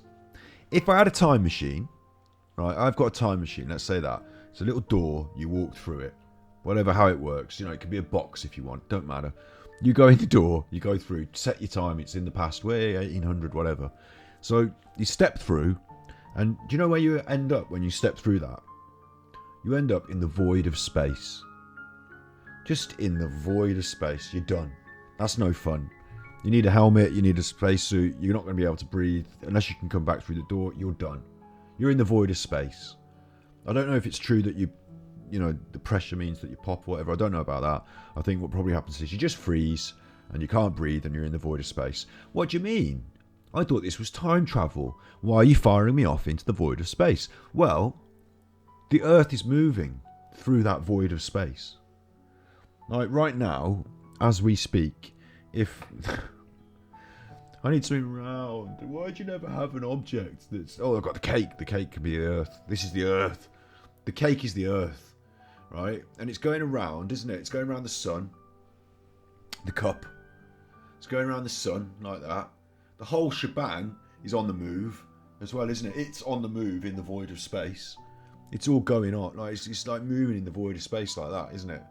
As time goes on. Like the Earth, the sun, everything. The whole solar system is moving. Within it, we're going round and round. On top of that, we're spinning round while we move, aren't we? Spinning round. So let's say you could go through the time machine to 5 minutes ago. Even 5 minutes. Like the vast amount of shape of the Earth that moves. Like we spin and move. In 5 minutes, we've gone from this point here, where the cake is, here. Like, okay, we haven't gone round and round. We've probably just gone like, you know, just that much. Just that much. Just a little bit. Just that much. Nearer to my mouth. Just that my mouth's a black hole. Ah! So you just gone that much, right? Just gone that much. So you need a time and space machine as well. You need to move in space the amount of space that the Earth has during that time. Because otherwise, you're going to come out of the door and the Earth is not there anymore. It's moved. So great, you went back in time. You went back in time from this point in space to a point in space that was 5 minutes ago. 5 minutes ago, there was no Earth here. It hadn't got here yet. Maybe the Earth will smash into you in a minute. I don't know. But in time travel, you need to move through time and space. Through time and space. Just time is not... Just the dimension of time is not enough. So in all the films, and I mean all the films, they all get this wrong. They all get this wrong. Some of them have got some systems that you could incorporate it to. You could say, okay, their portal could work in Rick and Morty because it's a portal. Maybe it does do time and space. He never explained it. But if it's just time, if you're in a time machine, you know, H.G. Wells and what was it awesome? I don't know. Like you pull the handle instead of like time flying by and you see everything going past. You just fire off into space, effectively, don't you? The Earth just seems to get further and further away very quickly. And you're like, oh, that was a mistake. How do I get back there? Because even going forward in time wouldn't help you. Because going forward in time again, the Earth would move in a different, you know, relative to where you are now, it would move. But is it going to be exact? Are you going to hit? Because if that Earth crashes into you, or if you're just a little bit fractionally wrong, it's quite a problem. It's quite a problem. So, you spin me right around, you know.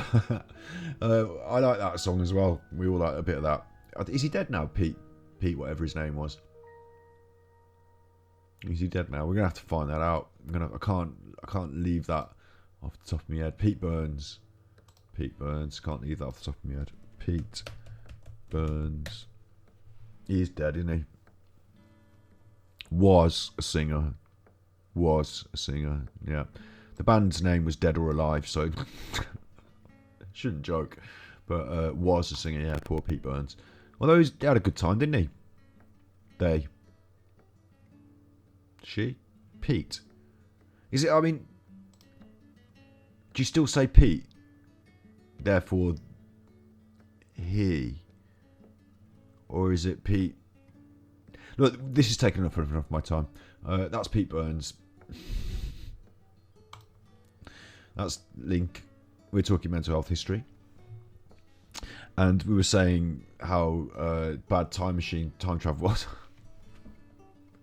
But it would, wouldn't it? So there you go. You've learned something new, isn't it? Honestly, though, not many people bring that up, do they? whenever they talk about time travel on the movies or whatever, they just like, oh, scientifically, and people watch films and they like pick it apart, don't they? And they go, oh, well, that couldn't happen because of this. Oh, but if you had a time machine, you could go back to here and do this and do that. And like, yeah, but you've missed the main point, which is just by getting in the thing and pressing go, you've chuffed yourself off into space. You've missed the main point. It wouldn't work. None of it would work. None of it. We need a time and space machine. We've got the space machines, haven't we? We've got the vehicles that can move us around within space. And we automatically move within time because I'm moving forward in time right now. Involuntarily. So we kind of can do it. But have a think about that, eh? Have a think about that, eh? Right. Historically in Greece. So we've done Greece. What I wanted to get to talk about this week, which you didn't get to again, is that through the Middle Ages and until the mass establishment of asylums, treatments for mental illness were offered by humanistic physicians, medical astrologers, apothecaries, folk or traditional healers. They had secular exorcisms, prayers, charms, amulets. I wanted to dig into that a bit, but, you know, we didn't. Witchcraft, opiates to ease the torment. And then I really did want to get onto the bit where we talk about the can't do a mouse click. It's not doing it. Click page 2. It's not doing it. When we get up to the Bethlehem asylums and the actual, you know, the ideas about treating people with asylums. But that's for another week. Because not only will it not load up page 2 where I clicked it, it's gone a bit. It's having a think now. It's having a think. You know when it has a think. It's all having a think. You know when your computer has a think and it won't do anything. Like, it's got the spinning wheel. It's not the mouse, trust me. It's not the mouse. The mouse will work to change a different window, but within the computer, spinning wheel of think. Oh. See that? It's done that on its own. So there you go. Can we go back there? No, we can't. We can't go back to the other one. Can I click anything? No. It's just Firefox. It's just Firefox, isn't mouse. What kind of mouse do you use? Joke just. Is that referring to what I was saying about the other day about the fake bot people in chat? Mouse. It is, isn't it? It is. The chuffers. The secret agents. Not a mice flying over my head. Do you get flying mouse? I bet you can. Oh, I can't look on the internet because it won't work. That's like, I was like, we live in the future. I can just look on the internet and find out about flying mice. I bet you do get them. That'll have to wait for next week. Oh, I can go between the windows now. Good. Okay, thank you. So where's my browser window, mate? That's gone. I have to just use Google. Flying mouse. Bet there is one. Told you. It'll look a bit like a bat, won't it? Oi! Look at this. Acrobates pygmaeus. Acrobates pygmaeus. Pygmy acrobat mouse. Look at that one. Look, this is Mental Health Monday. It's nice to see you, capital K. You've tuned in and piped up at exactly the right time. Look, flying mice. I'm not going to do much more mental health support this week, other than that if you see a mouse, it's good for you. I mean, I don't know about that one. That definitely does not look good for you. Nor this. That looks even worse. Bad. But that's not real. That's not real. This is real. That's real. I often say that we shouldn't encourage these sort of mouse-based photographies because then people kill mice and pose them. I don't know if that is that or if it's just a cartoon. But you can kill a mouse and then just pose it for your picture. But surely that's real. It's alive and jumping. So that's a good mouse. Good mouse. Good mouse. So I knew there'd be flying mouse. I knew there would be some. I knew it. Real flying mouse. Let's have some more flying acrobates, pygmacatus. Why are there no pictures of them actually flying? If it's called the flying mouse, well, there's one. Well, it's falling, isn't it? Falling. Is that flying or falling? We can all fall.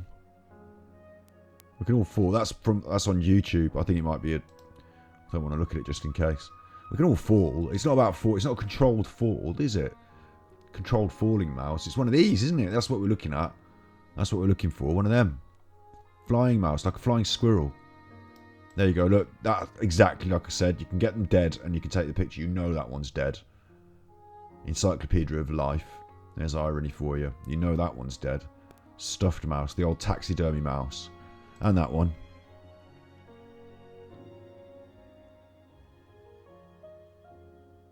Looks like a squashed mouse.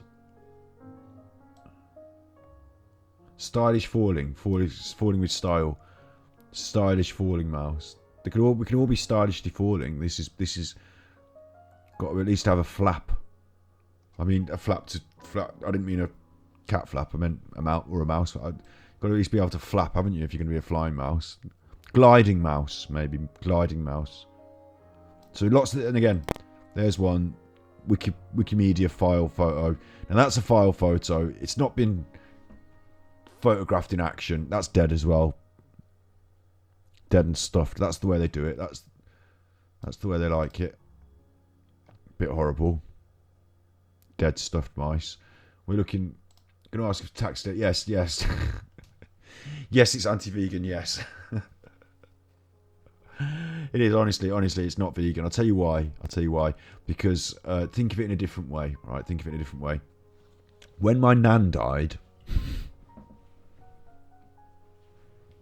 I didn't think of her like corpse as an item that I would stuff and display. I think it comes under the term respect for the dead. But I didn't think of her corpse as something that I would stuff and display. I didn't think of it as something that I was going to waste if I didn't eat. And then the problem with the taxidermy is that they stuff these things and then they sell them. I mean, if it's just for the museum, but honestly, they sell them, don't they? They sell them. And now you get artists like... Before I was vegan, I was a big fan of Polly Morgan. I went to see her work. I've seen it live. I say live, again, that's ironic. Dead in a museum. Let me find. This is one that I've actually been to see physically myself. It was a deer carcass, and inside there, it had been opened up, and there were like little tiny like hanging insects, as if they were like in a cave, like within the deer carcass. Taxidermy art. Like at some point it is artistic, and at some point it becomes vulgar, and it depends on your perspective, you know, ethically, I guess. That's a little mouse in a little glass under a little thing. You see, the reason that her first stuff was interesting to me is it was evocative of Victorian images and concepts. And then it got a bit... I think there becomes a point where, like, you can actually say something. Like with that one, like you're actually saying something. Like there's a bird dead hanging on a string, a little plate and knife. You know, that's saying something. I thought that was interesting. But then I think it becomes vulgar when you run out of ideas and things to say. So what are you saying when there's like just tentacles coming out of a fox with birds flying? Like it kind of makes you feel like, oh, you got good at stuffing things and you wanted to have a go at doing some tentacles, but what's it saying? I don't know. You know, a chick being born out of a light bulb is interesting, and it might be saying something. Again, I think there's an element of like you start off with something clear that you can say, and then maybe it's just like an interesting, quirky thing, and maybe it's not saying something as much. I don't know. You know, I don't know. That seems to me to speak more beautifully than that. I don't know. And then, like, you know, it goes out of hand. So, like, but she's not the only one who's doing taxidermy. So the problem is that that hanging bird was low-key cool. Yeah, like when I wasn't vegan, like there is something beautiful or interesting or whatever. They are natural forms, aren't they? They are real animals. Just no one else was working with dead animals as a medium. And some things can quite hit like that. That was, that hits quite an interesting note, doesn't it? But again, I don't know if it's the problem with it as an art is that just brutally as an art concept here is it clever and quirky? Like a marketing image might be. Like a clever photoshopped image might be clever and quirky, or does it mean something artistically in a different way? And I think there's a difference between, you see, that and that. That is the art, feeling and meaning to me, and that is just like quirky. There's different ends of a spectrum, I guess. Different ends of a spectrum. And she also kicked off, like, it wasn't just her, like other people started to think, oh, we can use dead animals as a medium. I don't know. It's sculpture in a way to them, isn't it? But it definitely, it ended up making me feel like, no, this is not. Does art need to be ethical? Everything needs to be ethical. Everything needs to be ethical. I think you're allowed to challenge ethics within art, absolutely, and you're allowed to do things that are borderline, or probably not even borderline, just completely unethical, to make the point. But it's the going on and on. Like, once you've made the point, are you then going to take it to an unnatural extreme just because it's making you money? Because you can sell another 10 of these. Let's make another knotted snake this week. I've got another 3 snakes in the freezer that I need to turn out. So you just end up with, like, lots more of the same that are not as important anymore. It's aesthetic, isn't it? That's aesthetic. Someone wants to buy a knotted snake. It's taxidermy. At least it's got ideas behind it. I don't know.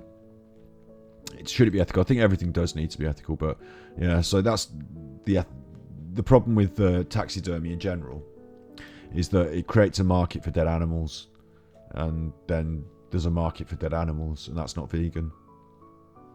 And is it legal to do this with humans if you donate your body to art? Again, yeah, like my point that I made was that I wouldn't do it with my nan, so probably wouldn't do it with my dog after they're dead. Some people do choose to get their dogs, or in the past, like taxidermy, just put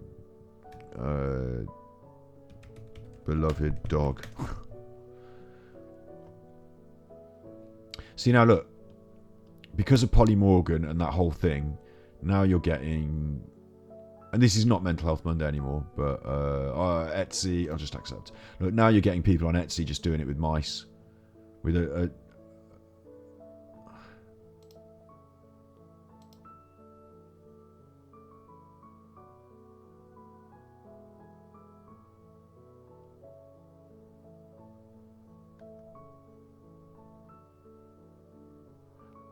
I couldn't think of anything more repulsive.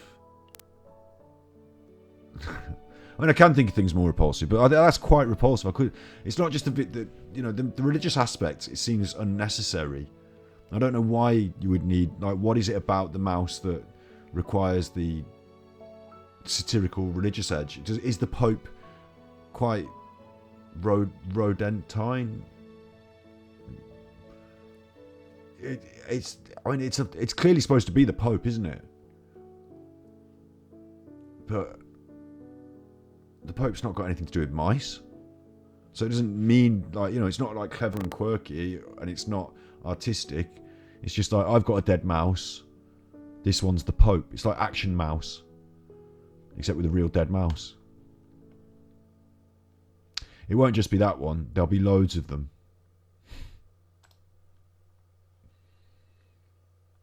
There'll be loads of them. Look, there's a pole dancer.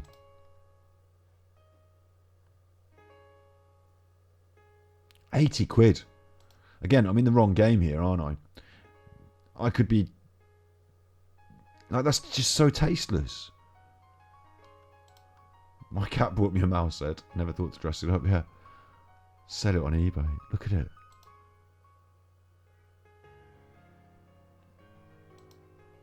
I don't want to be too disparaging of other people's craft, but like I said, I think it's distasteful because it shows a disrespect for the life of, you know, like in the same way as you wouldn't do it with your nan. Or maybe this is what the question was: would you do it to human people? I imagine there are some people who would even say, yeah, okay, you know, stuff me when I'm dead, ha ha. Or even, like, we used to mummify, the Egyptians used to mummify, we dug them up and we displayed them. I don't know. It's not usual though, is it? It's not usual. And you can see why it's probably not, we consider about the dead and the respect for the dead, don't we? So, like, you probably don't want to pose them. And it just, yeah, I know it's a mouse, so you need to respect the mouse's, you know, well, I think it's like a bit like psycho. I mean, I'm on Mental Health Monday here, you know, talking about psycho and psychopathic to do these sort of things or to think that sort of way. It's on that edge. Not for me. Thanks. But yeah, taxidermy. The history of mental health is creepy, right? Yeah.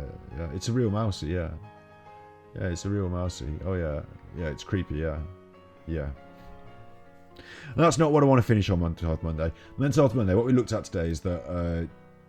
see that picture on Mental Health Monday, thoughts, feelings, squirrel. I talked about squirrels last week, about how you could sometimes see a squirrel, it makes you feel good. About how your thoughts pass by, like, not like squirrels, you can't grab a hold of a squirrel, but your thoughts pass you by and you grab hold of some and you let others go, and sometimes a squirrel can just appear in your thoughts. And like, I used that picture of a squirrel. Do we know if that was a live squirrel? Did they get paid for the shoot? Or did they get shot? Yeah. But I want to leave us on a more, you know, positive note. And the point this week is she was a shrew girl. She was a shrew girl. Oh, the poor animals. Some people even eat them. Do you know that? Some people eat mice. Not just cats these days, not just cats. Some people. So what I wanted to finish on was to say that we're going through the history. We're going to do more of it next week. We're going to do more of the news. We're going to talk, hopefully, about something that is supportive, makes you feel supported, gives somebody... Because what we've done through this prism this week, even though we didn't do a lot of history, is we did talk about, even just briefly, how to access mental health support, good services, good places to call, good people to call, and places that are not so reputable that you kind of want to... You know, we helped clear up some of that stuff without being too specific. See the GP, talk to your doctor. You know, that's good. We talked about some of that, so that's supportive. We talked about the history, which is interesting, and we can liken it to today and say how much better things are today, even if they're not completely fixed. Because I do go on a lot about, you know, we want to improve the mental health support in our countries, in our societies, but it's important to note that, you know, we're lucky that we live when we do now, because we're not just fired off into space, because we're not ostracised from our families and kept in the cellar, the pig pen, because we're not having it bled out of us by leeches. So I wanted to look at the things that were bad in the past and turn it into a positive to say that that's not happening now. I feel like mice would get the job. Where's my scroll? I'll scroll.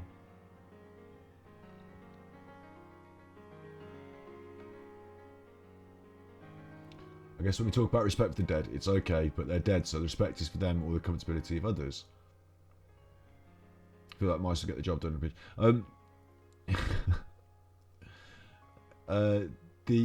You want to be blasted off into it, right? So yeah, I do get that, like the respect for others thing. Actually, yeah, like you know, yeah, you know, you're here, they're not, and how you like. That's what I always think about funerals. Now I'm gonna get really morbid towards the end. I always think about funerals. Do what you want at my funeral, because I'm not going to be. It's for you to feel better. However you feel would make you feel better. Do that. That's the main thing. And also, I want to be fired off into space. But also, I don't really. Don't fire me off into space. The morbid Mondays, yeah, that would make everyone feel better. Wouldn't it? Every Monday, I come up with something even worse and more dour. Oh God! But no, the thing is that we do have respect for, for each other, don't we? Innately, it's natural. It's human. That's the good thing. That's the good thing. It's part of this. It's part of what we're saying about. We care about each other. We want good for each other to happen. We understand that you're not afflicted by God didn't hate you and make a certain thing happen. Maybe some unfortunate circumstance, whatever. But it doesn't matter. The past, you need to talk about it with therapists and counsellors. You can. I'm not qualified, but I am a therapist. I am a psychotherapist now, because anyone can be called one. But no, yes, you need to get that. But at the base level, the basic, we're here just to hold out hands and show support, solidarity, to raise the issues, to talk about them, to commentate, commune, discuss, make people feel a bit better along the way, introduce some people to some of the access to some of the good things. We'll do it again next Monday. We'll keep doing it. And I'll be here in the week to do more random streams, more random questioning, more relationship advice for the single guy. Yeah. We'll keep doing it. We'll keep on keeping on. That's the main thing. Look, there's that squirrel again. It's funny how things go around and come around, isn't it? There's that squirrel again. What are they doing with the squirrel? What are they doing? What are they got in the house? They're feeding it with a little squirrel. What are they doing with that? They're fattening it up so they can pose it as a strip dancer in their next art piece. Not sure about my relationship advice. Well, don't have to take it. You don't have to take it. I'm not, I'm not leading by example here. I've been in many relationships. I've been there. I've had many relationships, many and varied, wide and varied. No one else sat here with me, are there? So don't take my advice. There's no one else sat here with me. I'm just a unqualified, put in brackets, quiet. Don't just say the really quietly like that. I'm just a qualified medical therapist. I'm just a. You're here with me, though, aren't you? You're here with me. You're all here with me, so maybe I have got some advice to share. Maybe I've done better than some folks, because unlike a real person that was sat here with me, I couldn't just tell them that I'm going to go now and then that's it. Or maybe I could. Maybe that's some advice. No, look, you be good, and I'll see you next week. So don't go anywhere. You stay around. We've got Mental Health Monday. It goes on the internet. It's there on YouTube. You can look at it. It's helpful. It's nice. It's good. We've got ganjikidd, which is our channel. It's got all of the videos. It's got all the stuff. There's me chuffing. Scroll down there. We've got Ganji Cuts, Art Chat, Mental Health Monday, and now Ganji Clips. Anything you clip and put on the clips here on Twitch, I will download and put on the clips there on YouTube. Ganji Clips, we've got that as well. So get clipping, get snipping. Stealing Morbid Mondays from me. You can have it, Morbid Mondays. I'll come and join. And I'll dress up as Frankenstein. This monster. God, I nearly left that hanging in the air, didn't I? This is monster. Frankenstein's monster. I'll dress up with the nuts of Morbid. I don't know why I think of him when I think of Morbid.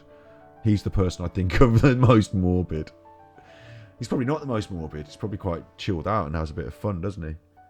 Robert De Niro, he was all go when he did it. Who don't do for Halloween? I didn't. Literally, I didn't. Halloween was a total bust. Did nothing. Can't remember now why. And that was it. I walked the dog, and there was even no tree. I'm such a chuffer. The kids aren't going to come to my house, right? They're not going to come to my house. If they do, there's trouble, because in the old days we used to have a dog and it would go mental Like, when I say mental, I'm on Mental Health Monday. I mean it though. This dog would loop. It would loop. He would just anyone that would come. Navin, my old dog. If you come to the door and you tinkle with the letterbox, go mad. So the kids know not to come round my house. Nowadays we haven't got a Navin. They can come, but they're worried and scared already. So, I mean, maybe they grew up and just moved out. I don't know. But yeah, kids can come round, but they don't. So I prepared a bowl of crisps and sweeties, just in case they came. There was a little bowl of crisps and sweeties, and thankfully they didn't come, so I got to eat them all myself. That was Halloween, and we watched Ghostbusters. Me and Marlo, we watched Ghostbusters. We ate the crisps and sweeties ourselves and watched Ghostbusters. Oh, that's all right, isn't it? A Halloweeny film. It's a pretty scary one, isn't it? Pretty scary one, Ghostbusters. I didn't want to scare, because I was on my own with the dog. I didn't want to be too scared. Hello, run. That red, I can't read it very well. Rose Punmaster. That's a nice name, isn't it? Nice name. Not the 2016 remake. Don't be silly, Nigel. There's only one Ghostbusters. I don't care how many more they knew. No, just the original, the Dan Aykroyd with the. With Harold, don't tap that, with Harold Ramis. It's lovely to have you here. Mental Health Monday. You need it today. Oh, this is going to come as a bad news. We're not going to stick around for hours and hours. I've got to go and walk the dog. It's officially coming to an end. But before we officially come to an end, tell us some, and we'll help you out. I'll help. I'm going to hang on, and if it's something really serious, then I can direct you to something serious. If it's not really serious, if it's just like, I feel a bit bad, then I've got something for that as well. €1 a day is when COVID stole my pet. Right, that's very heavy, isn't it? That's very heavy. You're in the right place though. I'll tell you why. I've lost my nan. I cared for her. She was living in this chuffing room right here. She died of the chuffing COVID, and I've lost another relative who I love. So we know how that feels. You are not alone, even though I suppose the thing is that reflecting on it, you feel even more alone, don't you? You feel even more alone. What a chuffer. If you are ever in desperate reach, if you're in America, it's 1-800-273-8255. You can call that National Suicide Prevention Lifeline. It's got a heavy title, Suicide Prevention, but just for a chat. If you're in the UK, 116-123 for free. Samaritans, you can call them for free. They're actually on the end of the phone all the time. So even if you're just feeling a bit down, you can do that. That's there. We've also got Mind, the mental health service. That's on the internet. But, you were put into foster care. Right, that's really heavy as well, isn't it? That's really heavy. Do you mind me asking how old you are? I don't usually delve into personal details, but if you don't want to say, you don't have to say. That's fine. 14, right? Okay.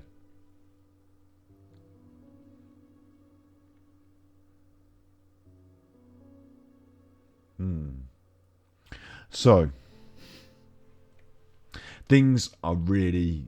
I'm going to swear. I don't usually swear. Things are really fucked, aren't they? Things are really fucked. I really hope that the people that you are fostering with are going to be good people. Crossing my fingers here. If someone were to choose to be a foster parent, that's a big commitment.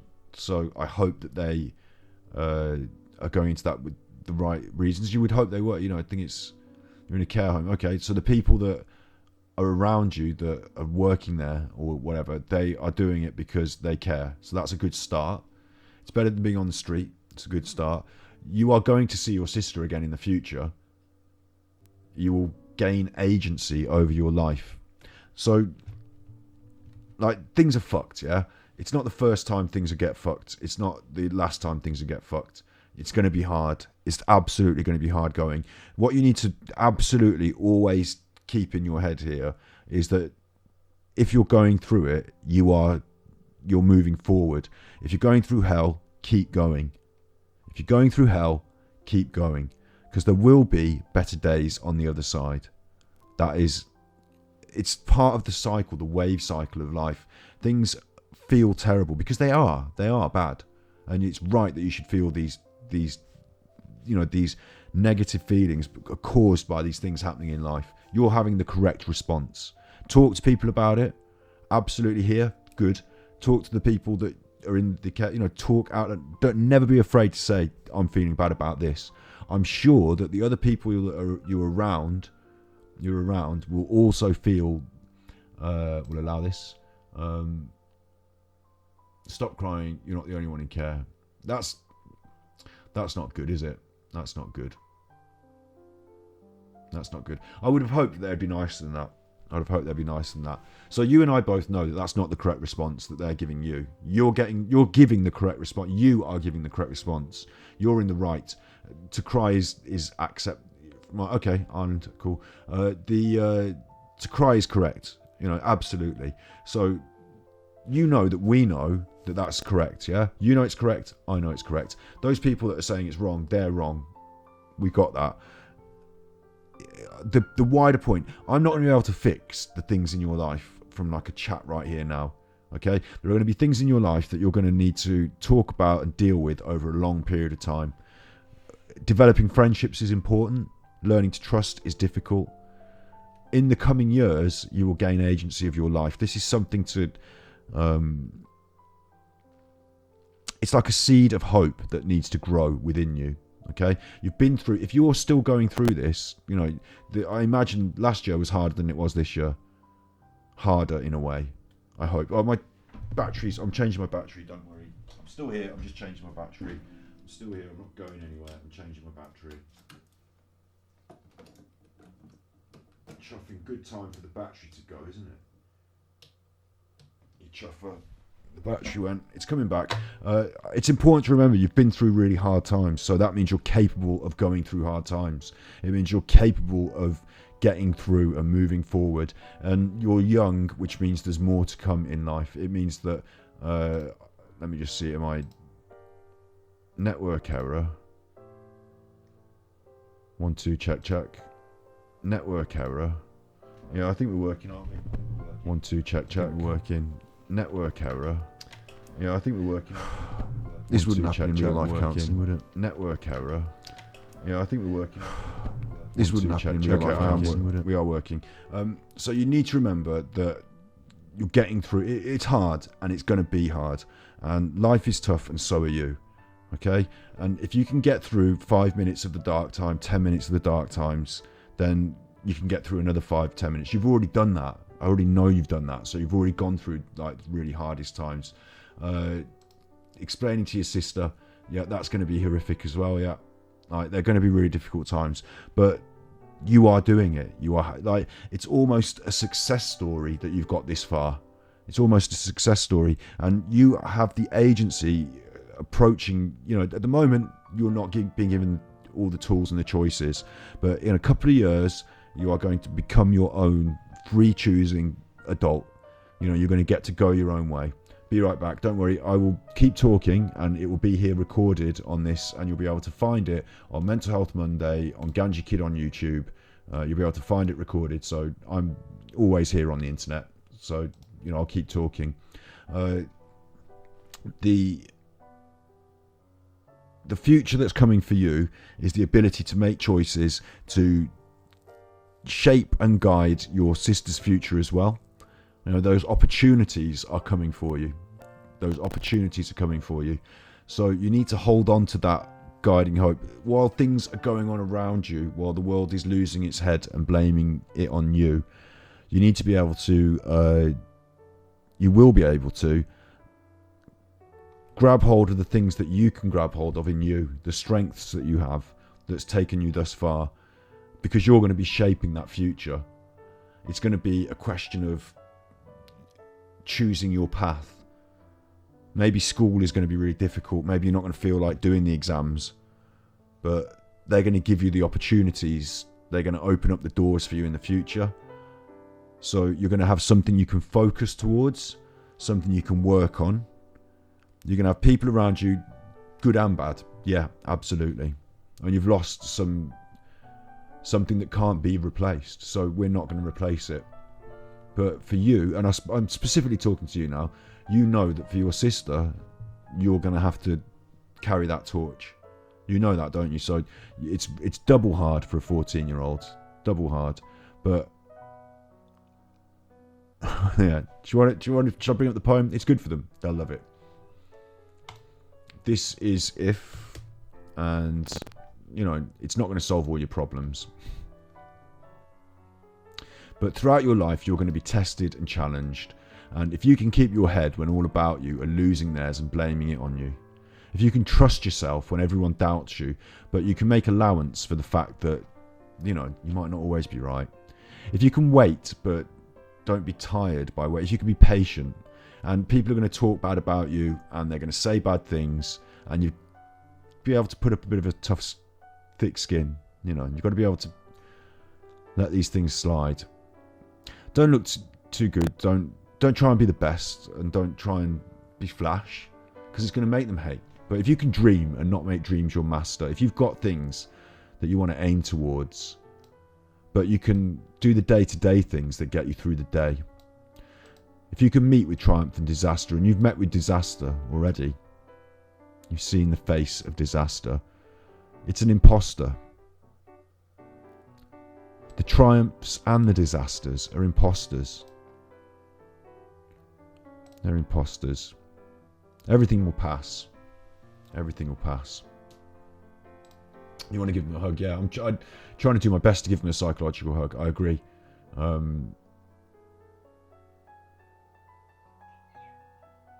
Thank you for the gifty subs. Yeah, I mean, hopefully we're doing something. Hopefully, the one thing that Rose Per Master must understand here is that I care, that you care, that we care. I was supposed to turn off the stream 10 minutes ago. My dog needs a walk. We're here. We're not going anywhere. You can find the rest of our videos on YouTube. We will be here next week, and we'll be here the week after. And you're going to go through all this, this difficulty, and we're going to be here for you. It's not going to be... I don't want to speak... I don't want to make it seem like we're going to be enough. But we're here. We're here. I'm not going to be able to fix all your problems, but I'm going to be able to help you to understand that you are capable of taking them on. You've already proved it. You've already proved it so far. You've been through something that's so difficult that is continuing to be difficult, and you're still here. The suffering is not permanent. The suffering does not last forever. You will gain control of your life, and you will gain agency, and you'll make your own choices, and you'll become happy with the choices you've made. You've got a set goal ahead, motivated by that love for your sister, If you can bear to hear the truth you've spoken, twisted by knaves to make a trap for fools, or watch the things you've given your life to broken, that's a big one. Stoop and build them up with worn-out tools. If you can make a heap of all of your winnings, risk it on one turn of pitch and toss, you lose, you start again at your beginnings. You never breathe a word about your loss. It's okay to talk about it. It's okay to talk about it. If you can force your heart and nerve and sign you to serve your turn long after they're gone, and so hold on, and you've already done this. You've already held on when there's nothing in you except some will, something in you that says hold on. If you can talk with crowds and keep your virtue, that's something you're having to go through at the moment, isn't it? You might want some privacy and to be on your own sometimes, but in the situation you're in, maybe you have to talk with people that crowds, strangers, members of the public, other people. Ugh, those horrible other people. We're crowds, we're members of the public, we're strangers, we're here for you. Keep your virtue. And what that means there is that, if you can walk amongst all kinds of people, but not allow yourself to be diluted by that. Don't, keep your virtue, stick to what you know is right and what you know is good. You can walk with kings and not lose the common touch. So you're not going to get all big-headed about stuff, because you're going to do well. We've got plans for you. If neither foes nor loving friends can hurt you, Now that's tough as well, because you've been hurt a lot. You've been hurt a lot, so maybe it is more difficult for other people to hurt you now. I mean, how could they ever reach? I'm sure when those people are supposed to be helping and they're telling you not to cry, which is wrong. We're not saying that. We're saying let it out. It's good to feel it. It's good to feel it because you're human, and that's what you should feel. If you didn't feel depressed about this, you wouldn't be right. So it's good that you are. We're on the step 1 of fixing it, of making it better. We're on step 1 of finding yourself some agencies. Talk to the doctor. Antidepressants could help. Talk to the doctor. Cognitive behavioural therapy, counselling. It's on the NHS. I don't know if Ireland has a similar system. But not being able to hurt you, of course, you've been through that hurt. So how could loving friends hurt you? But they couldn't they? Loving friends can let you down as well. If all men count with you, but none too much, that means, you've got to do what you say, and you've got to be there for people in the way that I believe we should, all there for each other. But at the same time, none too much. It's important that people stand on their own. If all men count with you, but none too much, people don't put you on a pedestal, and you're going to be able to stand on your own feet here. If you can feel the unforgiving minute with 60 seconds worth of distance run, that's about working hard. Yours is the earth and everything that's in it, and which is more, you'll be a grown-up, my friend. That last bit's sexist, but it rhymes. But that's the thing that gets me through the darkest days. If, by Rudyard Kipling. And it might seem silly and it might seem whatever, but you find yourself something like this. Hello, Alabama man. Heyo. Hello, you.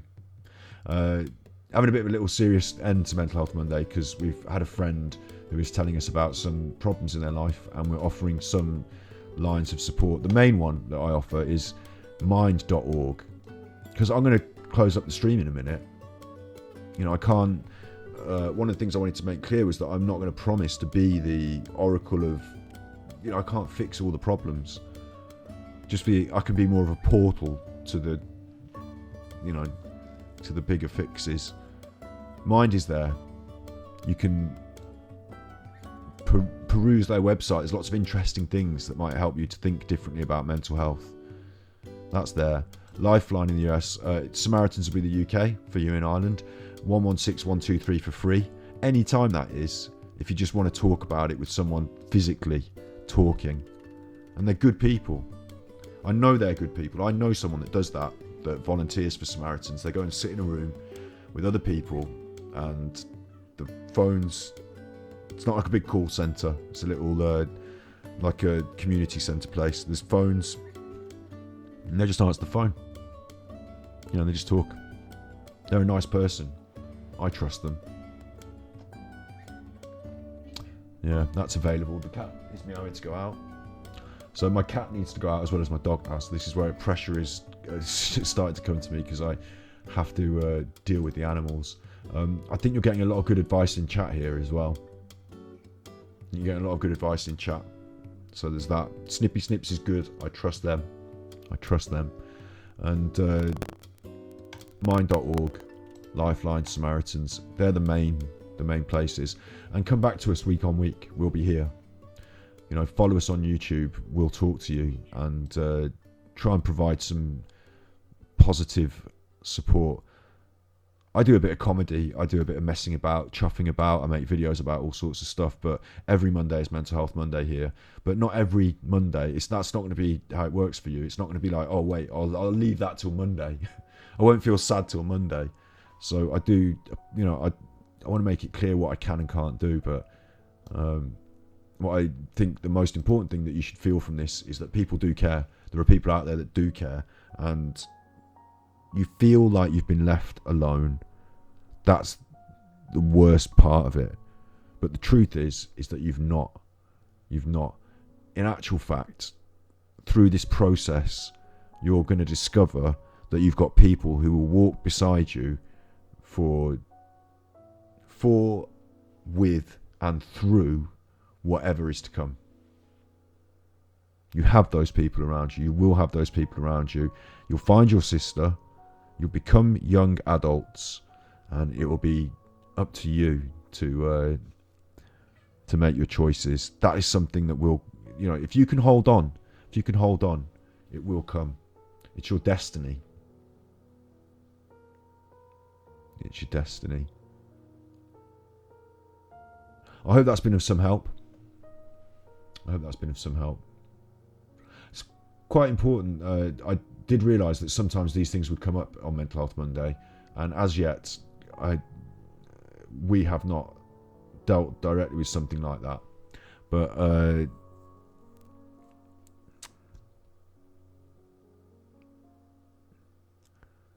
yeah, I wish there was something more I could do. That's part of what we do here, is to highlight the fact that there should be better facilities, better systems, better institutions. They should strive for more. And certainly, if you don't feel you're getting the support you need from your foster system, you can also talk to somebody about that. I would talk to the Samaritans about that. I'd raise that with them. And I'd also think that you could talk to that, you could talk to your local MP. I know it sounds silly. You can talk to your doctor. Maybe you could become an MP or a doctor. You've got that power within you to change that for the future. I always think about parenting as well, because we're talking, you've lost your parents. You are now only young, 14, but you're grown up enough. You know what's what in the world these days, don't you? You've grown up enough to know that for you, the responsibility has come a little early.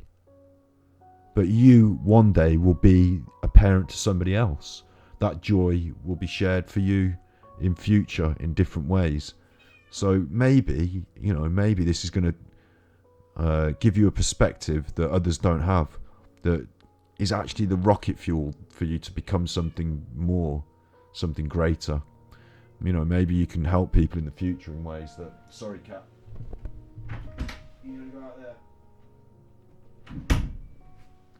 I don't know. I don't know how this world works in all ways, but all I can do is give my compassion. Yeah. We're here. We're here every Monday, 8 p.m. GMT, and you don't have to think that you don't have to check in with us every Monday, and we're not going to broadcast everything that happens in your life on the internet every Monday. That's not the plan.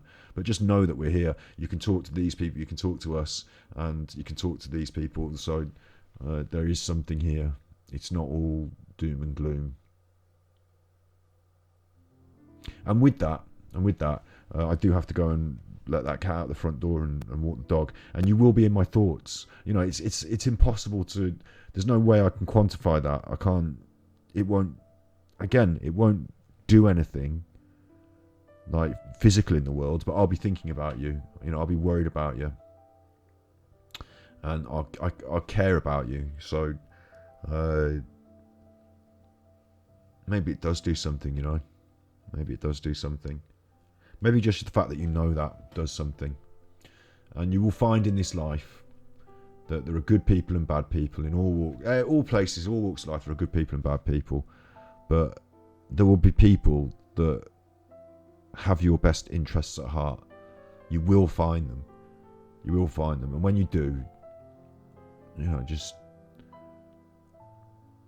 you'll feel even more lucky. You will understand more than others.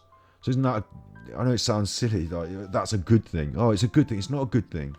I know it's not a good thing. I'm putting a spin on it, whatever, yeah. But you've got some kind of perspective that other people don't have. Something special. You understand how important things are.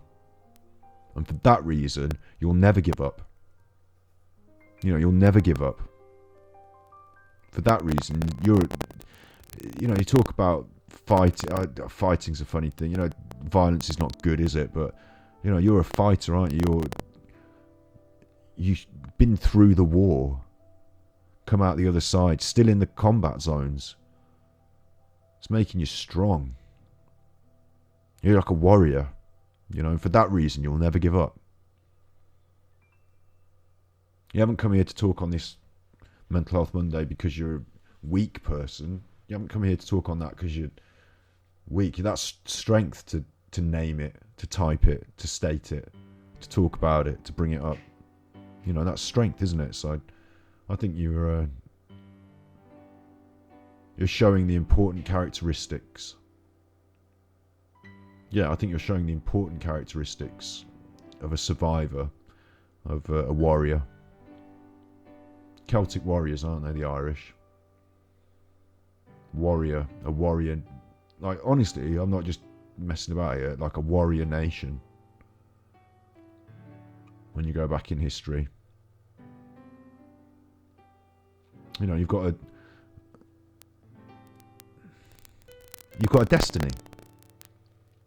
You've got a destiny. It might feel like this is unfair, and it kind of is. But you know, you've got your destiny to fulfill, so you won't quit. I know you. You're not a quitter. You're a warrior. I was going to use the word soldier, but it has different connotations in Ireland, so I'm going to veer away from that. You're a warrior. You know, one step at a time, one day at a time. One positive thing, one sad thing. One good thing, one bad thing. Until one day, you'll look at it and you'll say, you know, I remember when that guy on the internet said that I was going to have control. I was going to have agency. I was going to be in charge. And you will. You know, and it'll mean so much more to you then. It'll mean so much more. Yeah. Good times are coming. So you be good, my little Pukos. You be good. I apologise that I am now going to go away what seems like the wrong time, but we've been on for 2.5 hours and we've done a bit today. I'm never not here. I'm always on the internet. There's ganjikidd YouTube channel, Mental Health Monday, you know, all the different channels. I'm always there on the internet. I exist on the internet. So you can always check in with us. Snippy Snips, Capital K, Nigel. You can always check in with us just by visiting the YouTube. Mental Health Monday's got its own channel. Ganjikidd Art Chat, Ganjikudds. I'm always there. It's always a way of distracting yourself to get through to the next 5 minutes, the next 10 minutes, the next hour. There's always a way of distracting yourself to move forward. And through this process, stronger,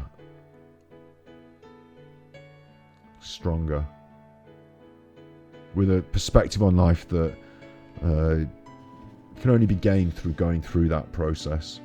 And it's hard and it's horrible, but it is what it is, and you are there doing it. You know, you're there, you're taking one day at a time and getting there. It'll be good. Trust me, it'll be good. Yeah, look, I've got to go. You're right, Nigel. I've got to go. It's not just me that I've got to look after. I've got to walk the dog, and he'll be needing his poopies. But I just feel, you know, our new friend now should understand. Rose Pun Master, hopefully they do understand that we care. Because we do, yeah. So you be good, my little Pukos. You be good. And if you can't be good, then I'm not going to make a joke this week because it seems inappropriate. So you be good, my little Pukos. And I will see you in the week I won't do mental health support all week. You can come and talk to me about your problems and I'll be sympathetic, but then we'll go back onto the messing about and the chuffing about. But every Monday is Mental Health Monday, so feel free to check in. And I'm only joking there anyway. If you want to talk about things in the week, Rose Pun Master, come back and talk about them in the week. Anytime. It's fine. Yeah. No, thank you as well in chat, because you are offering your support too. It's not to be underestimated that, you know, we're in this together. We're all in this together. You know, we're all here for each other. That's important. You be good, my little Pukos. I've got to go and walk the dog. So if you can't be good, then you have to go and walk the dog for me. How about that?